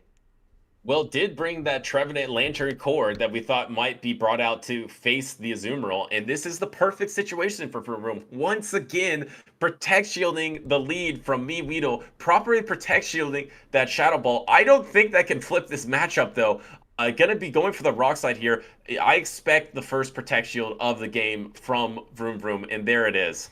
Yeah, definitely would love to win this lead because then, I mean, at the back line, you get the Lantern onto the Azumarill, you get the Noctowl onto the Trevenant. You are looking so incredibly good if you can win this lead scenario. VroomVroomPow going for the C-Bomb and it goes no shielded. This actually puts VroomVroomPow in a bit of a tough position because if he just went straight Shadow Ball, he might be okay here, but now has to contend with actually letting the Trevenant take the Rock Slide as well. Oh, this is not good for the alignment strategies here, and we know MEWeedle's going to shield here. We know. I think he lives. I think he survives. Oh I think gosh. He survives it. I think he gets the mud shot down. Wow. He gets the mud shot down. And just barely. Way. I don't know how. Maybe it's the world champion difference, but they're all world champions. I don't know how MEWeedle is just winning every alignment in every negative situation. He literally just won the one protect shield situation against Trevenant. This is baffling to me how he can do this over and over again and just show how dominant he is in a field of world champions. Oh my gosh. And now, like, even just to rub it all in, now swapping in the Lantern from VroomVroomPow, MEWeedle able to swap into the Trevenant and just completely wall it. This has been like 2 games in a row where MEWeedle has been so far in the back fence. Most trainers on this entire planet would just hard lose where MEWeedle has been coming through here. But MEWeedle able to find the paths through, able to get that low, tiny little sliver of HP difference to come out on top and now be able to just put take complete control over the game and put a Trevenant into the Lantern here. My gosh. Yes, show this footage to Pokey AK of this World Brawl game 1 and 2 because you can lose lead and lose counter swap and still win games with alignment somehow because I mean, just ridiculous the way MEWeedle, that was literally his 1 win condition in that first, and I'm not talking about this alignment anymore and as much about the action in front of me because I'm just mesmerized with the way that MEWeedle was able to set up this game. But it's not over yet because the Ice Beams are available, but it's going to be close for this Noctowl here. There is a lot of play for this Noctowl in the back for VroomVroom. Yeah, no, you're absolutely right. It's not completely over here because there is a lot of energy on this Azumarill, but Noctowl still has that shield, has a lot of bulk, able to get this damage through, and Azumarill is already it's already damaged. It's already almost at half health. That Ice Beam does a lot of damage to that Noctowl though, and it's almost a case of with VroomVroomPow not shielding that, it's just going to be a bubble down here. Azumarill, I think, going to be able to take this Sky Attack on the chin and then bubble it down, which, Oh my gosh, MEWeedle, an absolutely insane 2 games and bubbling down there. Just wow, I'm stunned. Assume rules and MEWeedle. I mean, MEWeedle is just so dominant with any slightly off meta water type. Usually more meta or more off meta with Araquanid and Mantine. But how about the Azumarill, which isn't hard meta at this point because so many teams run Trevenant and Lantern. So did VroomVroomPow in that game number 2. And MEWeedle says, I don't care. I'll still bring a Azumarill. I'll still get alignment. Galarian Sunfist in the Trevenant lead. I like this matchup. I win the ones here because I'll always protect shield the Shadow Ball. Then you'll think I'm double protect shielding hard for alignment. Then I'll no shield the Seed Bomb and then no shield the second Seed Bomb, knowing my Galarian Sunfist has enough stat product to barely hold on, land the extra mud shot through that he needed to knock out the Trevenant and barely win that matchup, win alignment, win the game. MEWeedle seems unstoppable. Okay, it is insane confidence, insane knowledge of knowing it, like just being in VroomVroomPow's head, knowing that this is how the game is going to play out. This is how I win. This is how I need to win. Like, I feel like most battlers, if they were in MEWeedle's position in that first battle, they would recognize, oh man, I really need to win alignment here. They would double shield. They'd go all in, make sure they could win this one out. But MEWeedle confidently going, I know that VroomVroomPow thinks that. I think he's going to go for that Seed Bomb to try and get that advantage on his side. And no, MEWeedle keeping his cool and knowing that this is the path forward, this is the way, and just absolutely flipping another matchup. I'm almost expecting that game 3 here is going to be, another maybe VroomVroomPow's Trevenant into Metacham, and MEWeedle will still be able to flip the matchup. Maybe he lands like 2 Ice Punches and take it out and flips it all again. I'm ready. Well, you properly painted the picture of like how that Galarian Sunfist Trevenant matchup went, but it all comes from a point of mental tactics from MEWeedle. How did MEWeedle corner VroomVroom into the one scenario that you lose the ones? That's literally the one scenario that you lose the ones. If you get your Shadow Ball, protect shielded, and then you go for double Seed Bomb and it doesn't get protect shielded. If he just went for the Shadow Ball instead of the double Seed Bomb, he wins that matchup in the ones. But MEWeedle has this mental pressure that he puts on your opponent because in this tournament, he's been hard going for alignment and just dominating with the alignment in the 2 protect shield situations, but then he eases off in situations where you're not expecting him to, and then he finds the exact window that he needed to gain alignment. It's really impressive how he's manipulating his opponents into doing exactly what he wants. It's very much the sort of Doctor Strange scenario where he's putting up this is the one scenario, this is the one path out of all ways this game could go. This is the way to win, and MEWeedle just confidently and calmly able to go for that win con and get it every time. But let's see, VroomVroomPow can try and get that one win on the board. Maybe he's sort of figured out MEWeedle strategies, but it's going to be hard to stop him for sure. So let's get into game 3 and see how it goes. All right, well, this is not a great lead because this is Spark Lantern into the Galarian Sunfist, and I expect MEWeedle to keep alignment in this game.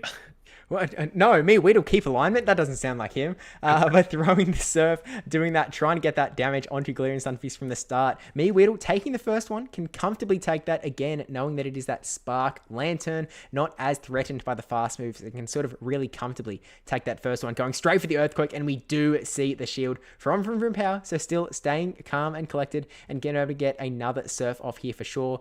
Charging up a little bit of extra energy just before Galarian Sunfist has the chance to get to that super effective Earthquake, and now we see that first shield from MEWeedle. I definitely feel like it is looking like alignment season here. But, VroomVroom did not bring Trevenant in the back. MEWeedle brought the knockdown in the back, but decided to bring the Shadow Alolan Ninetales and Metacham in the back. So there is play for both Pokemon from VroomVroom. Even if he loses the alignment, if he loses this matchup, he could go for maybe a Powder Snow down on his Shadow Alolan Ninetales. As he's no protect shields, this Earthquake Lantern does go down. Can you get a full Powder Snow down? Thinking maybe it would be too risky, decides to go for a counter down instead. Yeah, I mean, look, this isn't a bad spot either because Alola Ninetales has a really good matchup against both Noctowl and the Medicham. So potentially this Medicham here from VroomVroomPow can be a little bit of a neutral play. This is probably VroomVroom's preferred Pokemon for MEWeedle to have brought out here, trying to get that big damage onto the Medicham and leaving the Alola Ninetales for the Noctowl in the back, which is going to be a really dominant matchup here. So, and we even get the defense drop. The defense drop onto MEWeedle here. This seems to be starting to go VroomVroom's way, but we've seen MEWeedle get himself out of these spots before, going for the psychic. Forces the pivot. Oh. It forces the pivot. That defense drop definitely forces the pivot out. And like you mentioned, this is the ideal matchup for VroomVroom. Now, he is going to be a little bit behind on energy. He wants to get to the double Weather Ball before the double Sky Attack is available, and he will be able to do so, I believe. Yeah, I mean, this is the first one here. I think he just needs that one extra fast move to get through to that second Weather Ball. Sky Attacks are about to come through here, and we actually see the Weather Ball coming through here. There's a lot of energy on that Noctowl. Yeah, does he hang on to throw the Sky Attack? He does! Yeah, he does hang on. Does he throw? He's going to be able to throw two. He's going to be able to back-to-back here. This was charge attack priority. So now MEWeedle is going to be able to back-to-back on his Noctowl. The no protect shield. He's going to be able to throw another one. I like this move. He's going to no protect shield this on, yeah, save the Medicham, save the protect shield. He got the protect shield. This is an undercharge. I think it still will knock out. And it does knock out. So here comes the counter down. And now this Medicham is going to be ahead on energy against MEWeedle's Medicham. Yeah, look, I mean, this is such a good spot for VroomVroomPow to be in. The Psychic going through here. This is really going to put MEWeedle in a really tough spot here. And there it is, almost, oh no, one more counter to KO. And VroomVroomPow able to prevent MEWeedle from getting this sweep, which, you know, it's nice to see that MEWeedle can be stopped. It is possible. Yeah, he only can be stopped when he wins lead. When he loses lead, he somehow gets alignment back and wins. But when he wins lead, he loses because he actually won lead in that game. But VroomVroom was able to get enough of a counter advantage on his Medicham to do enough against the opposing Medicham, force a pivot with a defense drop. But a key factor is MEWeedle deciding to soak that energy on his own Medicham instead of the Noctowl. You mentioned it during the cast, but he then had to face his Noctowl versus the Shadow Alolan Ninetales in the back. I love the team composition adjustment from VroomVroom to not bring the Trevenant Lantern every game, just bring the Shadow Alolan Ninetales and then try to get some kind of energy advantage, and he was able to win game number 3. Yeah, I mean, look, in that lead matchup, it was a bit less of an RPS start. And maybe that's, you know, MEWeedle's weakness, being in a matchup that isn't completely dominating against him, where he needs to have that pressure against the wall to be able to come back. But yeah, VroomVroomPow able to come back. And that, I mean, as you mentioned, the defense drop, the 1 in 10 chance from the Psychic really sort of had to make MEWeedle reconsider what is he doing here? What does he need to happen? Does he need this Medicham to stay a bit more healthy later on? The swap into Noctowl, not knowing that Alolan Ninetales was in the back, potentially hoping that it may have been the Trevenant. So potentially could have, like, he still had that 1 shield, I believe, so could have sort of used that shield in the Medicham matchup, try to get some energy, and then just dominate in the back with the Noctowl into Trevenant. But unfortunately for MEWeedle, that Alolan Ninetales coming in clutch to sort of push back and really, you know, stop MEWeedle from being a complete sweep. I mean, maybe we didn't see VroomVroomPow sweep, but he was the VroomVroomPow stopper for MEWeedle here. But still, MEWeedle in quite a strong position in this tournament overall. Yeah, so what is he at 5 points already in this competition as we move on to the board here? Yeah, MEWeedle has 5 points and has gone 5-1 in the competition so far. Yeah, that's a really dominating spot against both of the Silph Arena World Champions as well. It does mean that there's only 2 battles left to go. So the question becomes, can DancingRob gain up enough points up against Speediest Chief and then take out MEWeedle to try and weasel this one back? He needs to sort of get the 3-0 against Speediest Chief potentially, and then get that 2-1 against MEWeedle. Although I will say here, if it ends up being a tied situation, which we could see if DancingRob only gets the 2-1 against Speediest Chief and then the 2-1 against MEWeedle, I believe they'd be at equal wins. But at that point, we'd then go for the tiebreaker being their one-on-one matchup, which in that scenario would be DancingRob taking out MEWeedle with the 2-1. So basically, DancingRob needs to win against both Speediest Chief and MEWeedle to take out the tournament here. MEWeedle just needs to get that 2 wins against DancingRob to take it all. But So Speediest Chief could stop it all here. I feel like a MEWeedle has sort of been the favorite pick here. So I feel like DancingRob, in a weird way, is coming in as sort of the underdog of the story here, despite being the other sort of main world champion. And I suppose he is coming in as the underdog, having lost to MEWeedle twice in the factions tournament and in the EUIC pre-show in Team Caleb versus Team Speedy. So maybe DancingRob owes Speediest Chief some favors, or maybe Speediest Chief owes DancingRob, having come on his team in that EUIC tournament. So maybe Speediest Chief's got some payback to give. Okay, we'll give it all to you, DancingRob. Take it away against that evil Team Caleb MEWeedle, right? Yeah, take down the youngster here. But like you mentioned, I mean, DancingRob has the most remaining games, so he could come back in this series and win it. But he would have to do really well against some trainers that maybe don't have much at stake at this point. So we're going to see how that dynamic comes out in the end. But I think we're ready to get into this next game here. Oh, we're already in the matchup. This is the last battle, I promise. We're not seeing a spoiler. We accidentally didn't remove that one there, but we now have a fresh round. We've got DancingRob up against Speediest Chief here. So Speediest Chief also around for the cast of a DancingRob's victory there. So this is going to be a pretty interesting one here with the Shadow Swampert on DancingRob's side, also coming in with that Umbreon and Altaria. Some very interesting picks that DancingRob is comfortable with Speediest Chief's sort of more familiar team, but still slightly off meta without that Noctowl, without that Lantern. So I mean, what's sort of striking you between these two teams as far as where we might see things going? Well, the first thing that stands out to me is, Dark typing isn't the most popular typing in the meta. I mean, because you've seen Sableye falling out. You've seen Umbreon fall out a little bit in favor of things like Lickitung.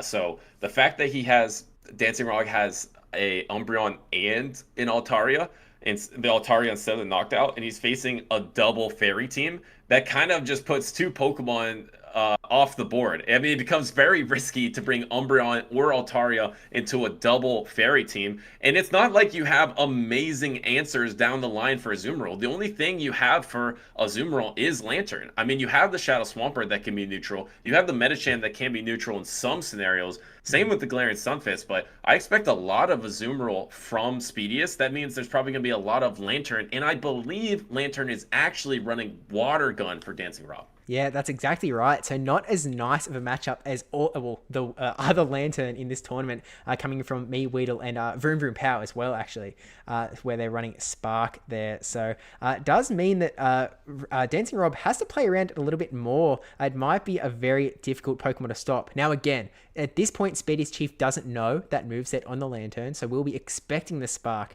until it comes. But DancingRob might have to sort of win by committee a little bit against that Azumarill if he is sort of not coming into the Lantern versus Azumarill matchup fresh. Maybe you sort of need to get those Rock Slides or Earthquakes from the Galarian Stunfisk. Maybe a Psychic from Medicham sort of needs to help you out. So I do feel like that's going to be a really strong Pokemon from Speediest Chief. And potentially here, the Trevenant could come out in clutch for Speediest Chief as well. If the Umbreon feels threatened, if DancingRob sort of decides, Umbreon's a tough bring when there is the double fairy lying around and the Medicham as well, with Galarian Stunfisk not being a great matchup either, maybe Speediest Chief feels a little bit more comfortable bringing the Trevenant out, especially when DancingRob does not have the Noctowl threat either. Altaria, not as bad of a matchup for the Trevenant without the normal typing of Noctowl.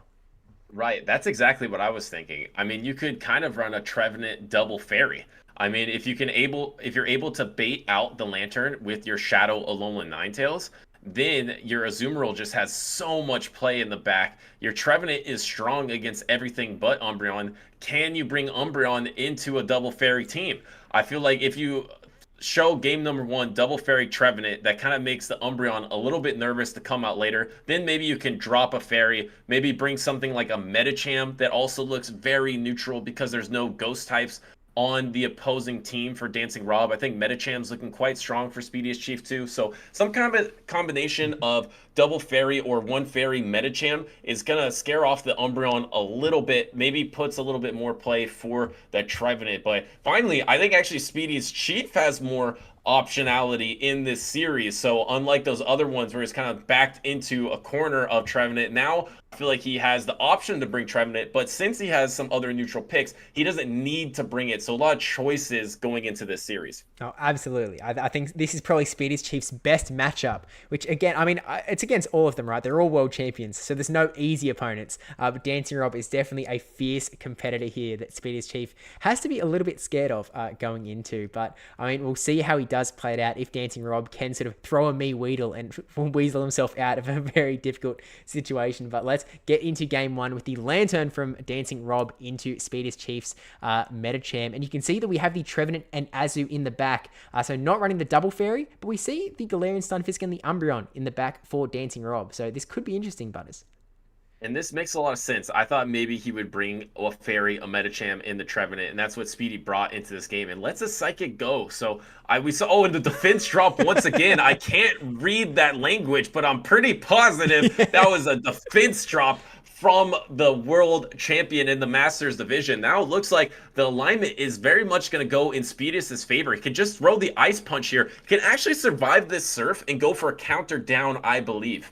Yeah, I really think that defense debuff has actually helped him out there. Deciding to shield up, wants to make sure, and is worried about a swap here, and we do see a swap into the Umbreon, and now it is sort of prime for Speediest Chief to bring in the Fairy Pokemon, bring in the Azumarill, who is going to be soaking up this damage pretty well. Last Resort definitely still does hurt. It is that neutral, normal type damage, but Azumarill, again, being that bulky little bunny, is going to be able to take them pretty well on the chin. I mean, look at that. That's barely a scratch. Exactly. And one of the craziest things about Umbreon is its ability to able to take charge attacks and throw enough charge attacks and get back to the timer. So looks like he doesn't want to invest a Protect Shield. Looks like he wants to invest his Protect Shields into the Galarian Stunfisk here and not into the Umbreon. Was hoping maybe that he was going to be able to get in this matchup, get out of it, and then get back into something else. But if he takes another play rough, I think this Umbreon is going to be out of it, and then it's just going to be Trevenant versus Galarian Stunfisk in the back. This is looking really tough for DancingRob. Yeah, no, absolutely. It's definitely... Oh, there it is. He tried it. There, he got it. Wow, catching the play rough into Lantern, wasting all of this energy from Speediest Chief, and now is going to lose the switch timer, but I don't think DancingRob is too concerned here because, you know, that Umbreon is already in a pretty rough spot up against Azumarill, would also be in a pretty rough spot against Metacham. It's going to be up to DancingRob's Galarian Stunfisk here to try and take it all out. Does have the shield advantage, so Speediest Chief bringing the Trevenant in here. It is now going to be a race, throwing these rock slides while Speediest Chief actually going for the Seed Bomb and gets the shield. DancingRob shielding all sorts of fates today. Yeah, DancingRob probably thinks this will be my most efficient shield to Protect Shield a Shadow Ball over an Ice Beam or a Seed Bomb. Maybe Speedy throws Shadow Ball first, but Speedy didn't throw it. He threw the Seed Bomb.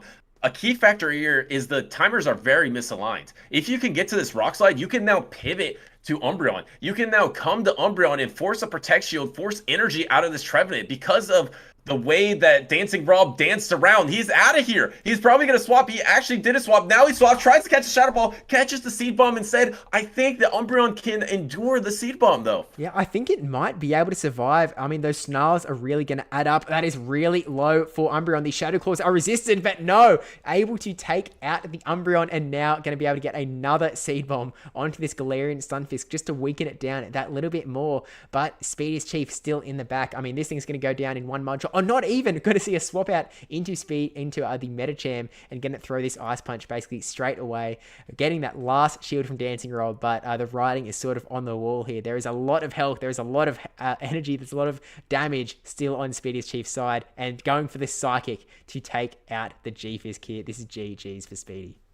Yeah, this is a dominant game one lead. 3 Pokemon remaining and a Protect Shield. The 3-ball flex to give a point to Speediest Chief in that game number 1. Wasn't able to overcome that bad lead into bad swap, but the Umbreon, I feel like, had some optionality there. Also, DancingRob had decisions to try to Protect Shield play roughs because play rough is going to be the most threatening thing against the Umbreon because there's no other way to do super effective charge attacks against that Umbreon besides the Dazzling Gleam on Speediest side. And if you know there's no Shadow Alolan Ninetales, the only thing that's going to be super effective against the Umbreon will be that play rough. So he could have actually invested into that Umbreon a little bit more, kept it healthier, and maybe had some more optionality down the stretch with that Umbreon that he's so talented with, but decided to leave it all on Galarian Stunfisk. And Galarian Stunfisk versus Azumarill, Medicham, and Trevenant doesn't have that much play.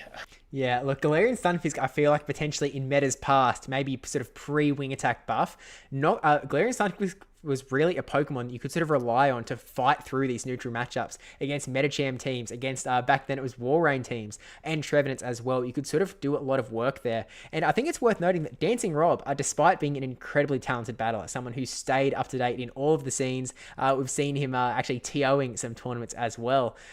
He hasn't actually played in a Pokemon tournament since the World Championships. He has not played this season in a tournament, I believe. So, you know, maybe he's sort of not as involved in the current meta. Maybe he's waiting for the move update because, you know, I'm not sure if it's, I was sort of expecting it maybe released sort of while we're streaming, and maybe it has been. But, you know, the move update for the next season, the one that will be for the World Championships coming very soon. So maybe DancingRob sort of taking a little bit easy, waiting for that next meta, but maybe still relying on that Galarian Stunfisk as that sort of just hard neutral Pokemon, the ultimate neutral Pokemon, I would say. I mean, I have so many vivid memories of another regional champion, Dialab Chang, taking out so many opponents with Galarian Stunfisk as a pivot Pokemon.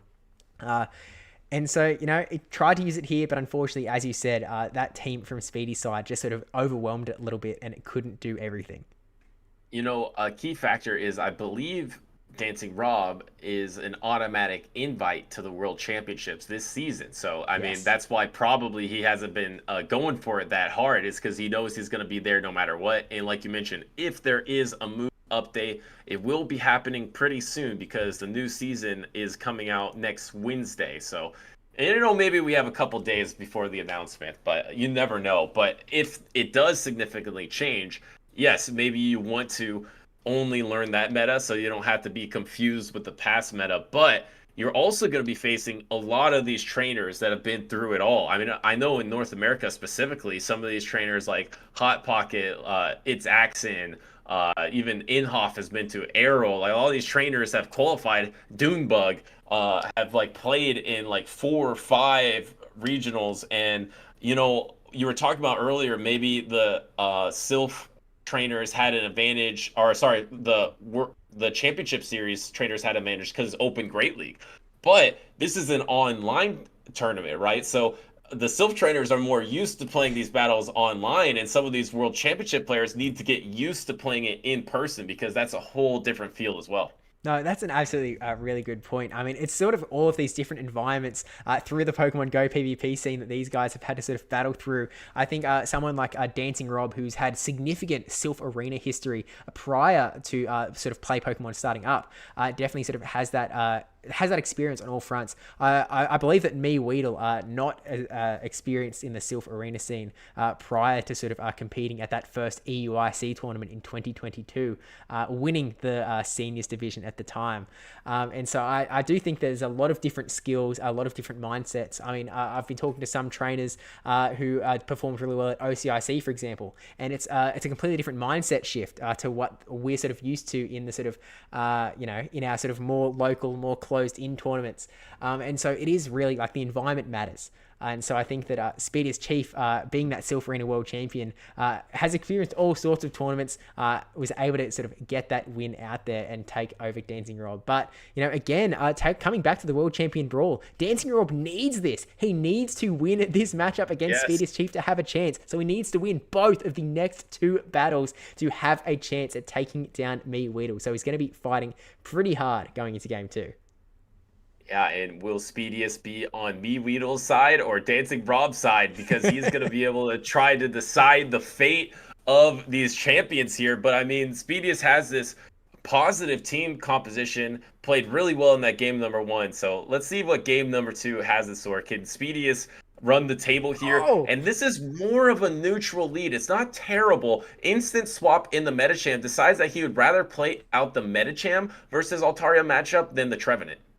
Yeah, see, this is interesting because, again, I mean, as you said, it's a little bit more neutral, especially than a knockdown matchup would be. But those ice punches from Metachamp really do threaten the Altaria. So we're seeing a lot of energy stored up on Speediest Chief's side going up to those 2 ice punches. And now DancingRob has to make a decision. Letting this first one come through, it is seriously going to hurt this Altaria, bringing it right down to the yellow. I mean, the counters aren't very threatening, so it is very much a charge move game where DancingRob is able to shield up this ice punch and then, can comfortably sort of wait around for another ice punch to come through, get a little bit more energy, and maybe threaten Speediest Chief with a sky attack here. But we'll see how he decides to go here. The problem is there's not an answer for Trevenant. Your backline is so weak to Trevenant. I think it was a smart decision by Speediest to swap out the Trevenant to keep it healthy, knowing that it could have really positive matchups. Here comes the Galarian Stunfisk into the Metacham here. It's going to have to throw an Earthquake, and it's my gosh. Trevenant. What a swap by Speediest to absorb this. This will do a surprising amount to Trevenant. It actually almost put it in Rock Slide range. Yeah, that's an incredible catch from Speediest Chief. Not washed at all. And now Galarian Stunfisk charging all the way up, getting the Shadow Ball here from Trevenant, so burning the shield on Galarian Stunfisk's side. DancingRob now with no shields, but a lot of energy on this Galarian Stunfisk, charging up to that 2 Rock Slides and actually going for the Earthquake to make sure that he does KO this Trevenant here. Going for the resisted move rather than the super effective, but down goes the Trevenant. And now it's up to Speediest Chief whether he wants to try and get a bit more energy on Metacham or bring in that Azu. But G-Fisk has energy, so something's going to be hit with something. Yeah, and the problem is that was brilliant by DancingRob to bait out the Trevenant once again, knowing that Trevenant is in the back because he did see it in the lead. He knows he needs to bait it out so Lantern can actually do something in the back. And now Speedy fell for it because now that was an awesome swap to absorb as the Altaria comes in to try to soak this damage from the Azumarill, and the Azumarill has to throw Play Rough because it doesn't have the Ice Beam. But now it's going to be the Lantern versus the Azumarill in the back. That's exactly what DancingRob wanted. Yeah, this is really, really good for DancingRob. No shields and not much gas in the tank for that Metacham in the back as well. There is, of course, always that potential for a catch from Speedy. It's actually going to go straight in, try and go for the Psychic, maybe fishing for that 1 in 10 defense debuff. We've seen it happen before. It could happen again to really try and put that advantage back in Speedy's Chief's side, but no, not going to see it this time. And a Surf is all that this Lantern is going to need. But maybe, no, not going to go for the Water. You had to go for that because if you took another Psychic, then suddenly you're in range of Play Rough, and your whole goal is to stay out of range of Play Rough because your win condition is just getting to a Thunderbolt. But it's gonna get close, Steve, because the Play Rough plus the bubbles is gonna get dangerously close for this Lantern. Yeah, you're right. This Lantern, not a lot of health left in the tank. This Play Rough really going to hurt again at DancingRob, needing this win if he wants to stay in this competition, but it survives. It's going to be able to get to the Thunderbolt. This is going to KO the Azumarill, and it's not quite over yet because there is still that little bit of health in the back for Speediest Chief, I believe. Oh, no, I'm mistaken. That Metacham, long gone. Yeah, so DancingRob ties it up and gets the desperate win that he needed because he needed to reverse sweep this battle to be in this brawl and try to win the entire thing, have a chance against MEWeedle. So he got that game right there, and it was a really smart decision to bait out that Trevenant. He already saw the Trevenant was there. He didn't really have an answer for it in the back, so he knew he had to at least face his best answer to it, which was the Galarian Stunfisk, and it was an awesome swap by Speediest, but he was able to align then his Lantern into Speediest Azumarill in the back, and that was just game at that point. Yeah, it's that sort of like, it's not a full RPS, the entire game alignment, but getting that late game alignment where, Speediest Chief just has nowhere to go with that Lantern. Obviously, I mean, we saw that Play Rough was doing a lot of damage to Lantern. It was getting very low, but, DancingRob confident enough in his Lantern, knowing that it could take that Play Rough, can get up to that Thunderbolt and KO the Azumarill for the end. But, I don't think Speediest is out for the count yet. He's still got that sort of team comp advantage, and I think that, if DancingRob, there were some very good plays in that tournament for DancingRob to sort of get his way through, but I really think that if Speediest Chief can sort of come back to that sort of game one strength, where DancingRob actually in the chat now mentioned that he did get wrecked in a game one, if Speediest Chief can bring that energy back, he can deny DancingRob this win here and deny him a title in the World Champion Brawl. So I don't know, it could go either way, Butters. It really could. And one thing before we get into this decisive game number 3, it's interesting to see how the meta has evolved, where we do see the Altaria instead of the Noctowl for DancingRob because of how strong Trevenant Lantern core is. It's really hard to deal with that core. Altaria and dragons in general are one of the best options, especially because almost all the lanterns are water gun now. But now he's facing one of the few teams that's running double fairy, so that Altaria is really hard to bring. But he actually did bring it into that game number 1. So I'm interested to see the adjustments into this decisive game number 3. Like we mentioned, DancingRob needs it. So he needs one more win in this series to have a chance to get his revenge against MEWeedle from sweeping him in other formats earlier in the season. Yeah, it's time. So let's get into it. And we straight away have the Galarian Stunfisk into the Trevenant from DancingRob. And we can see we've actually got double water in the back with Swampert and Lantern. So this is exactly where DancingRob wants this Trevenant to be. He's going, Speedy, leave this guy in. Let me do as much damage as possible because it is going to wreck my back line. It's crazy how trainers time after time leave their team so weak to Trevenant. It's because Trevenant is manageable, even against what would be counters, and there is no Protect Shield here. MEWeedle thinks this is a good team composition advantage, Galarian Stunfisk and Trevenant. Here comes the swap. Now it's a Azumarill into Lantern. This isn't as bad because it's Water Gun, but Lantern will be able to secure this matchup and come out with some energy. Yeah, look, I think DancingRob is definitely pretty happy for Speediest Chief to have swapped out here, getting able to tank those player-offs. It's going to be a bit of a long one, drawn out, you know, the Water Gun being a bit more of a damaging move, a little less energy generation than Spark, and also less super effective. Not that that is a big deal in this matchup at all, but, you know, the Thunderbolts will eventually come through. Speediest Chief, knowing that he has lost this matchup, there is absolutely zero reason to shield here. He wants this matchup to sort of end as quickly as possible so we can bring back in. I mean, look, there's sort of a case in that sort of when you run these ABB teams where he's sort of happy for Speediest Chief to eventually bring the Trevenant back in so that he can then come back out with the G-Fisk, sort of make sure it is off the board so that his Swampert can sort of perform well in the back. It's getting very low here, but now this Surf is going to be enough to take out that Azumarill, and again, running out of this matchup with energy. Yeah, really good timing. Maybe you could have done one more Water Gun if you're DancingRob, but that's a little risky. Maybe if there's like a frame drop or something. As you're trying to get to this Thunderbolt, you will be able to get this Thunderbolt. You might even force a Protect Shield. And remember, DancingRob left with energy on Galarian Stunfisk. You get the Protect Shield. You could even combo move Rock Slide here. And is it coming? There is. It's a combo move. Earthquake. Resisted damage, but it is going to be enough to knock out the Trevenant and take out this matchup, and then suddenly you have 2 Protect Shields for a Shadow Swampert in the back. Wow, this is a really good spot for DancingRob. And not only that, but he has that Lantern in the back for that potential move catch as well. He's almost got 3 shields in tow against Speediest Chief's 1. And if anyone's seen Shadow Swampert in action, which again, DancingRob using this at EUIC 2022, using the Shadow Swampert in the World Championships to become the World Champion, it can do so much damage with these Hydro Cannons, but it's taking a lot of damage for these counters. I'm surprised, actually. Well, he got the bait. Never mind. I was going to say, you could maybe go double Quake because you've done enough mud shot damage to knock out with Earthquake. But even better than double Quake, getting the Protect Shield on the Hydro Cannon and then landing the Earthquake as you Protect Shield that Ice Punch here. I expect, oh, he's actually just going to double Hydro Cannon. Maybe Earthquake is slightly out of range. So, I mean, I'm not going to disagree with DancingRob's tactics with Shadow Swampert. He decides to go for the safer option, swap. Doesn't get the swap. Wait, there's 2 Ice Punches available, but you can't back the back because you're going to be able to let a mud shot through unless there was a 1-turn lag there, which there wasn't. Yeah, okay. As long as the game works fine, this game is still going in DancingRob's favor, getting that charge move priority, and the Hydro Cannon going to be enough to take out that Medicham. A little bit of a risk in swapping out to that Medicham, you know, really trying to catch the move there for a last-ditch effort, but regardless, it does mean that DancingRob taking out the 2-1, meaning that he is still in it to win it. He is ready to take on MEWeedle in the back line, but really, really well played by DancingRob in that game 3. Trevenant is useless. I don't know, because you're either matching up against Noctowl or you're facing a team where it's triple weak to Trevenant. It's still your Trevenant doesn't do anything.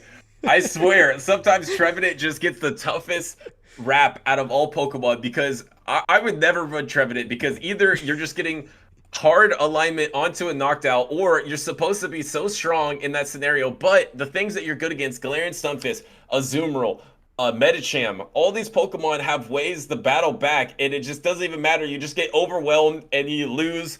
And poor Trevenant from Speediest Chief almost got a game enough to stop DancingRob from having a chance against MEWeedle, but this makes it even more exciting because now DancingRob versus MEWeedle is going to be the premier matchup of the end of this brawl. Yeah, no, absolutely. Look, I mean, there've been some really great battles so far, but it's all going to come down to that Play Pokemon Championship Circuit, World Champion versus World Champion, DancingRob versus MEWeedle. Who is the real champion? Again, as you mentioned earlier, these two did not get a chance to face off in the first World Championships, being split into the Seniors and Masters Division brackets. But I think that the Seniors Division sort of didn't get enough credit because there are some seriously strong battlers here. And again, MEWeedle taking out both, sweeping DancingRob both times they have faced before now. So like, this is seriously DancingRob's time to come back here. Again, needs to get the win here to take it out. Whoever wins, wins. And that is the end of days.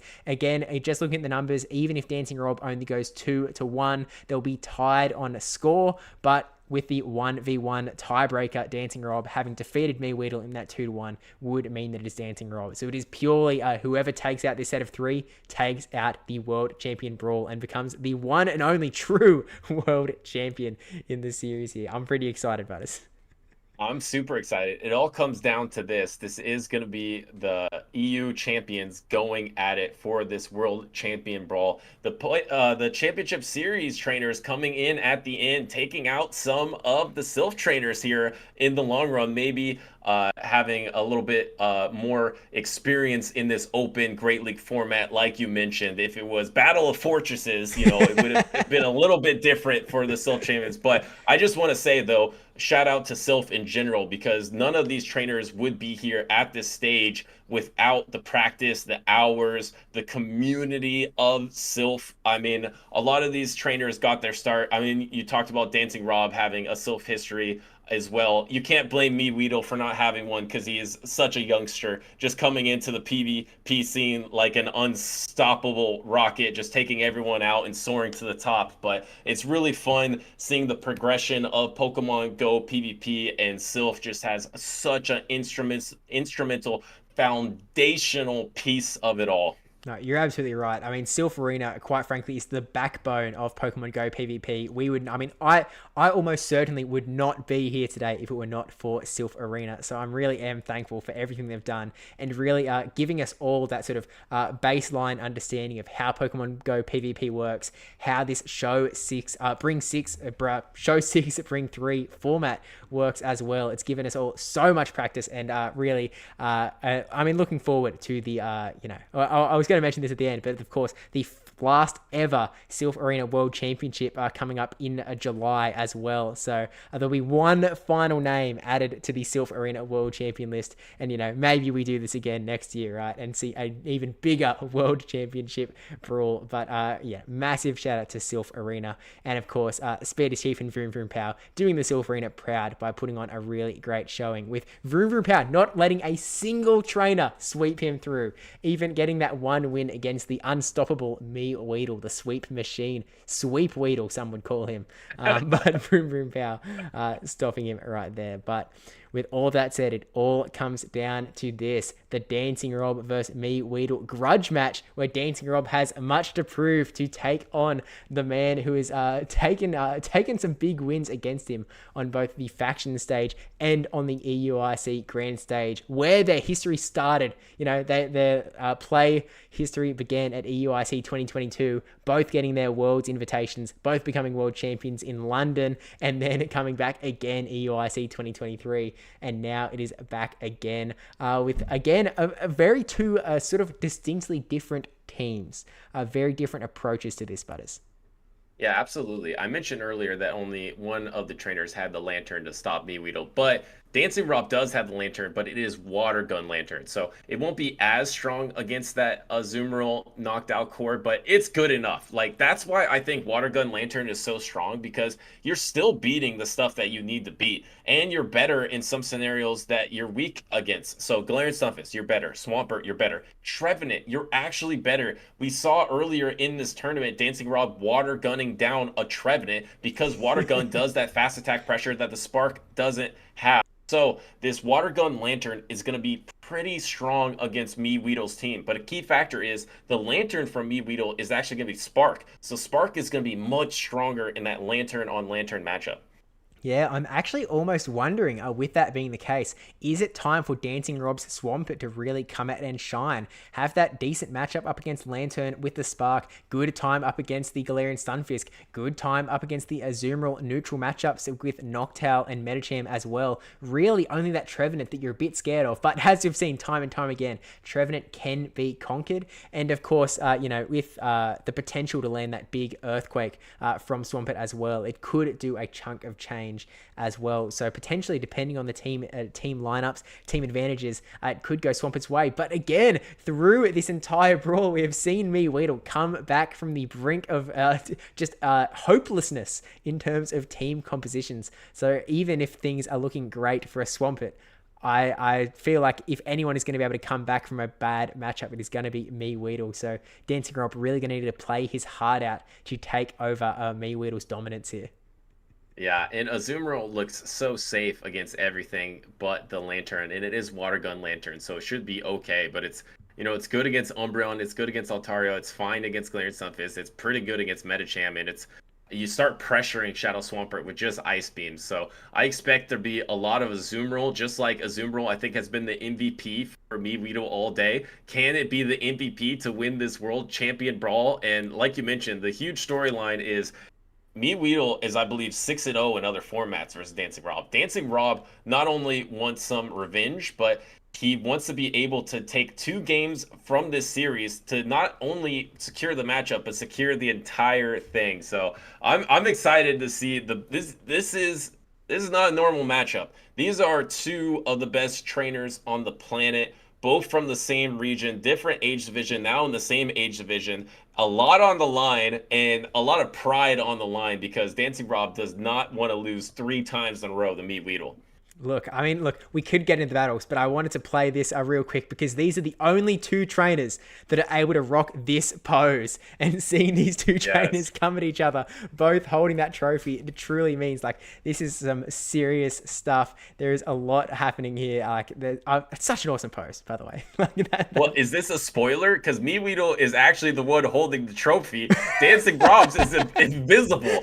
So does that mean that MEWeedle is going to be your champion here in this brawl? Because did you Photoshop out DancingRob's trophy so that it's not available? But this pose is amazing. Look, maybe MEWeedle is just holding the trophy from being the one to last win this matchup. If DancingRob is win, maybe the trophy gets handed back over to DancingRob. Yes, exactly. Oh, sorry, hit my mic. But no, exactly. Whoever wins the matchup between them 2 gets there's 2 poses, but only 1 trophy, and they trade it to each other for who has the individual trophy. All right, so can DancingRob not only take out the series, not only take out the World Champion Brawl, but also can he get the trophy back for his pose? Yes, exactly. Oh, there's so much on the line here. Most of all, the trophy for your pose, because you don't want to be trophyless when you're holding up air. You got to get that trophy back, DancingRob. All right, let's see him do his best going into game 1 with a Lantern into Medicham. Pretty neutral matchup for the lead. Yeah, we see the Azumarill Altaria in the back. So ABB weak to Azumarill, but guess what? The Azumarill is in the back for MEWeedle. So that's a strong start if there is no pivots. Here is the pivot into the Psychic. This is going to be not very effective. What a great swap. But it will also bait out the Azumarill. Yeah, look, really amazing catch and losing so much energy from MEWeedle. But as you said, that Azumarill is just sort of waiting to go, deciding to get a little bit of energy first before swapping out into the Azumarill. Because again, Azumarill, being that bulky little bunny, it is going to be able to take a fair few hits from this Umbreon before KOing the Umbreon with the Play Rough. But you also mentioned this before, Butters, in that Umbreon is that sort of Pokemon that you can sort of lean into it and let the switch clock go down and potentially open up yourself to another swap out. I mean, DancingRob already made 1 amazing catch. What's the second? Yeah, I think in this exact scenario, he might not go for that strategy because one thing that we maybe should have mentioned on the team breakdowns, once the Azumarill's out of the way, the Altaria is looking kind of strong, especially if there's no Galarian Stunfisk in the matchup, which there is no Galarian Stunfisk in this matchup. So I expect that DancingRob, no, I'm wrong. He's going to try to swap play rough, and here comes the play rough that he tried to swap on. He got it anyway. He tried to click on the Thunderbolt. I don't think it registered. Is there going to be a counter pivot? The timer's not back up yet. Okay, still comfortable getting a little bit more energy and throwing the Thunderbolt before the counter is up. Really high-level plays from DancingRob, knowing where the game state is at. But MEWeedle burning the shield on the Thunderbolt and then swapping into that Trevenant, where none of this energy is going to matter for DancingRob at all. Well, if MEWeedle was expecting that Umbreon was to bait out the Azumarill, keeping Azumarill healthy enough to have a move against the Altaria is brilliant from MEWeedle. That's really smart team composition reading as the Shadow Claw does knock out the Lantern. But that low health of Azumarill is a huge threat to an Altaria. Oh, absolutely. I mean, especially because this Azumarill is running Ice Beam. Oh!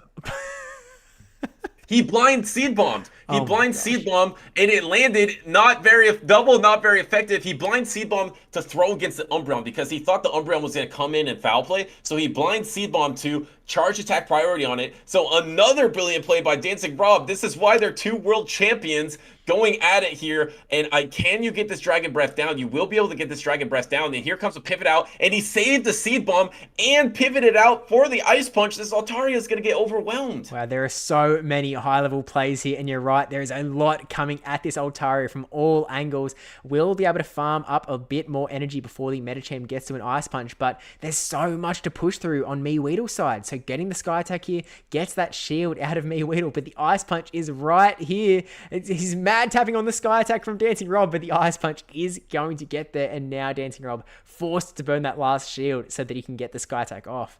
There's just no health left for Altaria or Umbreon. You have almost no health on this Altaria, almost no health on the Umbreon. This will be able to knock out the Medicham, but you know the Azumarill has a move remaining. You can go for the Ice Beam. You can go for the Play Rough. You have so much time. You do one bubble. Here comes the Ice Beam onto the Altaria, and now you're just going to be facing your own Umbreon, which is almost gone, versus an Azumarill that has enough health to absorb a last resort. Oh, but can he get to two? Wait a second. Out of nowhere, Steve. Is there a chance? Is there a chance? Now, MEWeedle still has that Pokemon in the back. He's got that Trevenant there as well. So, I mean, he could go for a really fancy play and go for a catch here, but no, just going to stay in. Does Trevenant got a Seed Bomb ready to go to take this Umbreon out? Yes, he has a Seed Bomb. He banked the Seed Bomb, and that doesn't even knock out the Azumarill, so the Azumarill gets to the Ice Beam, but that's why DancingRob went for it, because he knew the Seed Bomb was available. So another brilliant move to have that Seed Bomb waiting in the back. MEWeedle takes game number 1, is now 1 game away from being your champion at the World Brawl and keeping his in-game trophy for his pose. The thing that matters all in the end, but you're exactly right. DancingRob now, again, needs to win both of the next 2 matchups to get the match win, get the tournament win, and get that trophy back. But again, this is exactly what happened in the matchup against Speediest Chief. Speediest Chief took that first game, really put DancingRob on the back foot, where he was like at a significant team composition advantage, but DancingRob able to sort of think it through, stay calm, and go and get those next 2 matches in a relatively well dominating fashion as well. So I feel like DancingRob definitely has some play here, but how does he play around this? So obviously that Umbreon sort of came in and the Trevenant was around. It would have been lovely for DancingRob to just land that Umbreon into the Trevenant and sort of get that hard counter there, but not how the game played out. Is DancingRob just going for alignment here? Yeah, I mean, it's a good question, because when you think about what he was relying on, which was that ABB team, weak to Azumarill, bringing out the Umbreon to bait out the Azumarill, having the Altaria on the back. The problem is the difference between like an Altaria and a Noctowl, for instance, is the Altaria is much stronger against a Lantern, but then it's a bit weaker against the Medicham. And you see in that scenario that, yes, you swapped onto a Psychic on your Umbreon, which is an amazing swap, but MEWeedle's Medicham was in no rush. He then banked up an Ice Punch. And once you have an Ice Punch banked against an Altaria, it's going to do so much in Altaria. So he had that thing just waiting there, and then he was holding on to Seed Bombs. He was moving around the battlefield, and it's just going to be tough, I think, to bring in that Altaria into this game number 2, because even when it should be good versus, say, a Medicham or Trevenant, it's not so dominant that it's worth risking matching up against an Azumarill. Yeah, you're exactly right. It's not like where Noctowl is able to take an Ice Punch on the chin quite well. That Dragon Flying typing really hampers it against the Ice Punches, and also without the normal typing taking a lot more damage from the Shadow Balls as well. It's very much a more vulnerable flying type Pokemon, especially against MEWeedle's team. And I mean, we did see in that last game, DancingRob starting off with a really brilliant catch of a Psychic into the Umbreon, and at the same time, it's sort of using it to sort of try and bait out that Azumarill.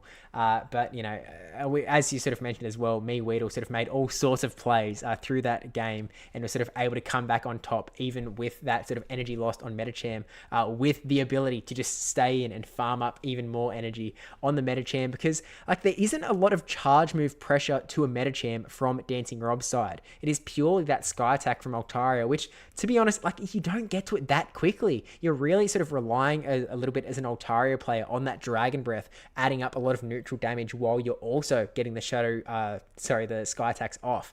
So it's sort of, it's a little bit rough, and I think you might be right that Altaria potentially might just need to stay at home for this game too.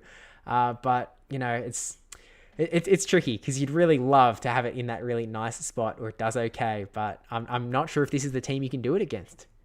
Yeah, if you can position it versus, say, the Medicham or Trevenant in a neutral scenario, maybe then you do come out ahead. But like you mentioned, there's just safe options because there is no Ghost type on DancingRob's team. So like previous matchups, the Medicham is just so safe. So I expect a lot of Medicham from MEWeedle, and maybe now he doesn't really have to hard go for alignment because he's feeling so safe with Medicham and Azumarill. So if you're expecting a lot of Medicham and Azumarill, yes, if you line up the Altaria into that Medicham, you're going to be strong. Or if you line it up against that Trevenant, which is probably coming to try to protect that Medicham Azumarill from Lantern, it could be strong. So I don't want to discredit the reason that he did bring that Altaria. I think it does have play against 2 against 3. It's just hard because, yes, it has play, but it's not dominant in 2 situations. And if you land it against the Azumarill, you're in so much trouble. So I do expect a little bit of a change up from DancingRob in this game number 2 because he needs it to stay alive in this tournament. Absolutely. So let's jump into it. See what DancingRob does against MEWeedle with the Altaria into the Trevenant. Okay. Still bring it in and not in a bad spot at all. The Altaria lead, it's kind of smart though, so I don't dislike that. So now it is going to be Trevenant, but like I mentioned, the thing is, compared to Noctowl, it's good against the Trevenant, but it's not dominating you the matchup. So it might not even get you alignment here. So you land the Shadow Ball, then you swap to Noctowl, but now you baited out the Lantern. This is exactly what MEWeedle wanted. He wanted to bait out this Lantern, so his Azumarill has a lot of play versus DancingRob's back line. Absolutely. That Azumarill is going to be so scary for the Altaria and the Medicham that DancingRob has left. As much as, you don't want to have to swap your Medicham into the Noctowl, but Noctowl is just such a dominating Pokemon that, DancingRob sort of needs to bring his Lantern out here to fight it here. Actually going for an undercharge to try and get a little bit more energy, sort of happily to take this Shadow Ball on the chin as well, potentially giving the Trevenant a little bit less farm. But it's still gonna be a little bit rough with that Azumarill. There's not much that you're gonna stop it unless you can sort of get enough energy and try and force your way through. But there's also still 2 shields in tow, so that Azumarill can sort of protect it. Not even able to get the Thunderbolt off. That could have been huge for this Altaria. Yeah, I mean, DancingRob, one of the best underchargers in the world, almost did it perfectly to get that Thunderbolt to land, but didn't get that because that Thunderbolt could have forced a Protect Shield. Now he has the Protect Shield for the Sky Attack and is going to be able to throw this Shadow Ball into the Altaria. Maybe he was trying to call a Seed Bomb bait, but MEWeedle doesn't bait in that situation. And now he's down a Protect Shield against Medicham. So Medicham does have some options here. The problem is he has to get through this Azumarill plus a 40% health Trevenant in the back. Yeah, he needs to not only push his way through, but needs to land an Ice Punch onto that Trevenant in the back before that Trevenant is able to get, potentially by the time this matchup is done, even a Seed Bomb onto this Medicham. So really needs to come out of this matchup with energy. And, you know, the shield advantage may help, but going for the Ice Beam bait from MEWeedle really does not help DancingRob in this situation at all. Needs to try and hope that this Psychic goes through. Maybe MEWeedle calls it as an Ice Punch, and he does let it go through. This potentially opens a door for him. I think he hangs on. I think he hangs on to get to the play rough. No. He does hang on to get to the play rough. He can even throw another bubble and get to his play rough, force the protect shield. His timer's up. Now he's just going to swap into the Trevenant, and now with one more second, no pause, let the Azumarill go down. The Trevenant's going to be able to come in, and all this Trevenant has to do is probably get to a Seed Bomb before a double Ice Punch, but it's going to be a little close. Oh, yeah. Look, I think DancingRob saw the writing on the wall there, knew the Shadow Ball was right there, so didn't even go for that Ice Punch. Just short. He was almost there. He had the two. He had the one that he could have thrown to burn the shield. He had the second that would have taken it out, but no. MEWeedle able to get to that Shadow Ball with the tactical letting the Azu go, and man, really, really well played. And MEWeedle keeps the trophy for his Poe, and also wins this World Champion Brawl, and is, in my eyes, undefeated against DancingRob, and really showed that he was the best world champion in this tournament. So, I mean, really impressive stuff to not only win this format from MEWeedle, but excited to see what he does in the future as well. Yeah, look, MEWeedle sweeping EUIC 2022, sweeping the World Championships in London, and then coming through, keep on beating DancingRob, and now taking out all 3 World Champions from different formats as well. MEWeedle will take anyone on, and he'll be able to fight them down to the last little bit with some absolutely amazing plays. But look, it would be rude, it would be foolish if we were to deprive ourselves of a third game between DancingRob and MEWeedle. So before we sort of, celebrate too hard, let's go and jump into that game 3 to see if DancingRob can, at the very least, stop MEWeedle from having swept him 3 times in a row. Needs really just for the pride. Yeah, exactly. For the psyche here, going into the World Championships, not looking good, Steve. Not looking good to deny this, because this is even worse.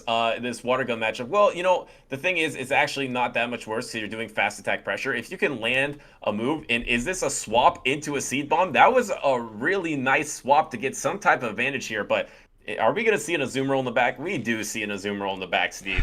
Yeah, this is so bad. Like, this is quite possibly the worst possible line of 3 for DancingRob to face here. You know, with the Lantern facing the Trevenant, the Altaria here up against the Azumarill, and of course, in the back, we even had, Azumarill even better, because in the back for DancingRob, the Medicham as well, with, Medicham versus Noctowl. Not that great for Medicham either. There are not a lot of paths forward for DancingRob here, and just letting the Ice Beam go as well, which is going to do so much damage to this Altaria. Not quite an insta-KO, but almost there. But he's going to get the bubble down now, which is even more brutal, because you're going to be able to land the play roughs. And this is a Moonblast. Maybe you can desperately get the attack drop, just channel Inhoff's energy to get the debuff, and does not get it. And the only win condition for DancingRob is to be able to seesaw this matchup with Lantern. Be able to water gun down, get a bunch of energy, land it on the Trevenant, bring in the Medicham, bait out the Noctowl, water gun down the Noctowl, and then get a bunch of energy for the Trevenant. That's the only option for DancingRob at this point. But now he's taken so much damage from this Azumarill, he's going to have a hard time even riding the seesaw. Yeah. Oh man, he's going to have a real hard time getting on here. And now the Trevenant coming in, not going to be able to get to even a Surf before the Seed Bomb comes out. DancingRob going, okay, I need this Lantern to do something here, because Medicham on its own would not be able to push through a 2-shield Trevenant. Trevenant still 2 shields, Butters. There is so much momentum on MEWeedle's side here. At least finally getting a shield out of MEWeedle with a Surf onto this Trevenant. But oh man, this is bad. And he can just land Shadow Balls against the Metacham in the back too. He does give up a seed bomb. I don't even know if he needed to give up a seed bomb. He might have been able to Shadow Claw down, but Water Gun is one of those fast attacks that is hard to guess exactly where your opponent is. But no, it was at the Surf, so it was a smart move. I expect a Protect Shield here, and this is just terrible because he's going to get the Shadow Claw down. He's going to load up a Shadow Ball. He's going to launch it and just ruin the dreams of DancingRob to even take one battle in this matchup. I mean, look, the MEWeedle has not even revealed his Noctowl in the back. He might be able to do this very final game with only 2 Pokemon. This Shadow Ball going through, taking the Metacham out, and here comes Lantern and just a full Shadow Claw down, never bringing Noctowl to the field for potentially the most dominant game of the entire tournament, just to top off the 3-0 to sign, seal, and deliver DancingRob to the bank. Man, that's rough. MEWeedle only dropped a single game in this entire World Champion Brawl. Just dominant stuff from start to finish and able to take out the second best competitor in this format, 3-0. Now 9-0 from my count of the things that I've heard of against DancingRob. Who knows? Maybe they have some Go Battle League matchups for DancingRob. Has some receipts that he beat MEWeedle in that. But as of now, in these formats, MEWeedle has had DancingRob's number. But, you know, congratulations to DancingRob for doing well against the other competitors. But congratulations to MEWeedle taking the championship here in this World Champion Brawl. Yeah, MEWeedle lifting that trophy high and proud that he now only has exclusively on his pose. Apologies to DancingRob, but, you know, really just well played, like, through the entire tournament. Like, MEWeedle just seemed so incredibly at the top of his skill the entire way through, able to play out such incredible poor lineups that should have been losses. Like, there is no way that MEWeedle should have won those games, but able to find those tiny little minuscule paths through to the victory, and then just, like, keeping on that spirit, keeping on the domination all the way through. And again, MEWeedle, like, with sort of the least PvP experience, I would say, out of the sort of 3 battlers in this tournament, just by starting later. But clearly, I mean, you mentioned earlier, just rocketing up to, you know, the absolute tippy top. And I think MEWeedle, one of the largest potentially world champion back-to-back contenders even going into Yokohama this year. It's a big call, but it seems doable. Well, you know, maybe the least amount of experience, but also the least amount of atrophy, because, you know, he's the youngest competitor here. So he's just young and strong and talented, and definitely one of the favorites coming into Yokohama. So really impressive stuff. I think he brought a Zoom rule in almost every single game, which is just hard to do in a Lantern Trevenant meta, but he found a way to do it here. I mean, there was only Speediest was the team that didn't bring the Lantern, and the fact that he brought a Zoom rule against Lantern Trevenant meta at this state of the meta was really impressive, and the way he was able to manipulate not only the alignment but the opposing trainer's psyche. Just a dominant performance from MEWeedle. I'm really excited to see how the rest of this season goes for him. Yeah, no, absolutely. Again, I mean, this is a guy who won world championships, and then literally his first regional after still went ahead and swept the entire thing, came first against everyone. So this is someone who has got a definitely serious target on his back. People are going to be ready and waiting to see what MEWeedle does. Do we see Mantine again? Maybe not, or maybe not even Araquanid. But regardless of what he decides to bring, and as you sort of mentioned earlier, regardless of the strategies, sort of the EU teams, the North American teams, it does not matter to MEWeedle. He's got it all on complete lockdown, and again is the sort of one and only true world champion here, taking out all of the rest. So again, massive congrats to MEWeedle, but of course congratulations to the other world champions as well. Not a bad battler in sight in this tournament at all. Well, you know, maybe me, but no. As far as the battlers, like, really just incredible stuff, and like, it's just a pleasure to watch as well. I mean, watching these people sort of battle at the sort of peak, these peak performances. I mean, it's something you see. It's sort of, especially those day 2s of the sort of play Pokemon competitive circuit as well. It's really just amazing to be able to see these battles, and really appreciate all 4 of them for sort of participating in here and letting us see these battlers in action. Yeah, it's been awesome that you put together this format. It was a fun time. I want to see real quick before we end, can we see the final score? Who came in second, third, and fourth? I know We we don't can, we won, but can. final tallies here of these world champions. Yeah, look, we've got MEWeedle coming out in far in front with the 3-3-2, but DancingRob coming up in second place with 2 wins against Speediest Chief and 2 against VroomVroomPow as well, taking out the other 2 battlers. It just checks out there. But, you know, Speediest Chief versus VroomVroomPow, they both came away with 3 wins total, but with Speediest Chief's Speedy head-to-head has to win, get third, right? yeah, with that 2-1 against VroomVroom, it puts Yeah, Speedy in third. exactly. Yeah. Yeah. But so, you know, I saw some people earlier in chat mentioning, you know, Speediest Chief washed, but not so much at all. Speediest Chief, I mean, getting that win against DancingRob as well. I mean, interestingly here, the only person to get any sweeps was MEWeedle. MEWeedle, the only one who could put a 3 on the board. 2 of them. Yeah. Yeah, just dominant stuff. But yeah, I mean, close. Besides Weedle's dominance, the rest of it was really close with 4 points, 3 points, 3 points. So, I mean, the field was all really close. I mean, compared to the 8 points, doubling up on the next highest amount of points. DancingRob with 4, MEWeedle with 8. And I mean, pretty much almost like, what was the total amount of points the other traders got? 10. So he almost got as many points as all the total other points combined. Oh man, MEWeedle absolutely cracked, and there is no no debate here that MEWeedle is one of the best on the entire planet.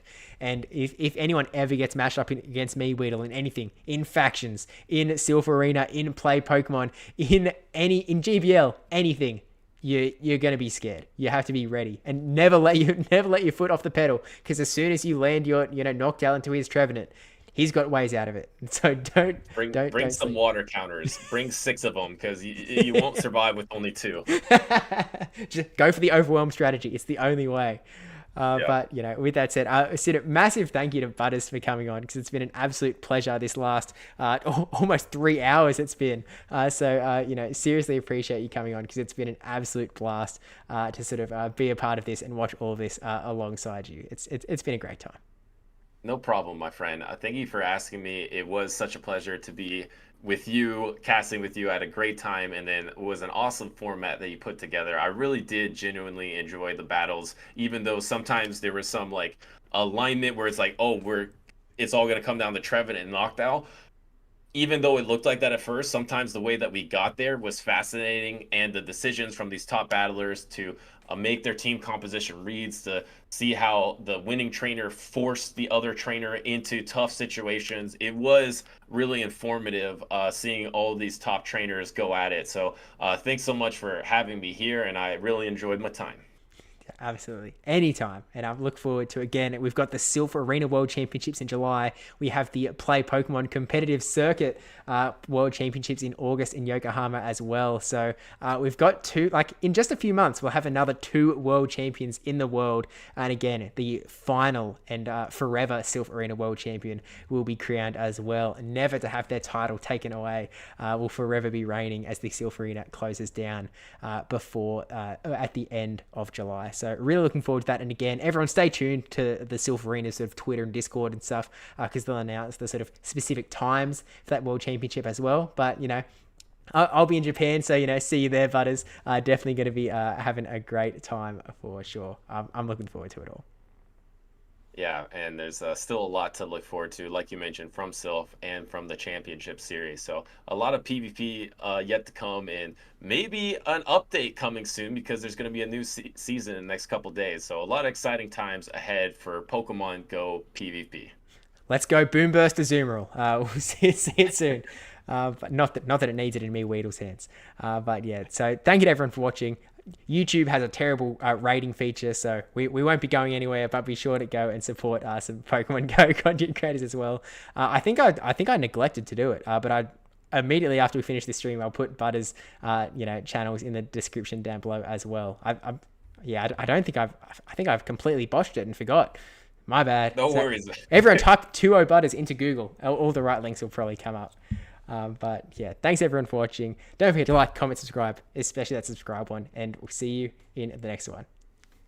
Bye, trainers.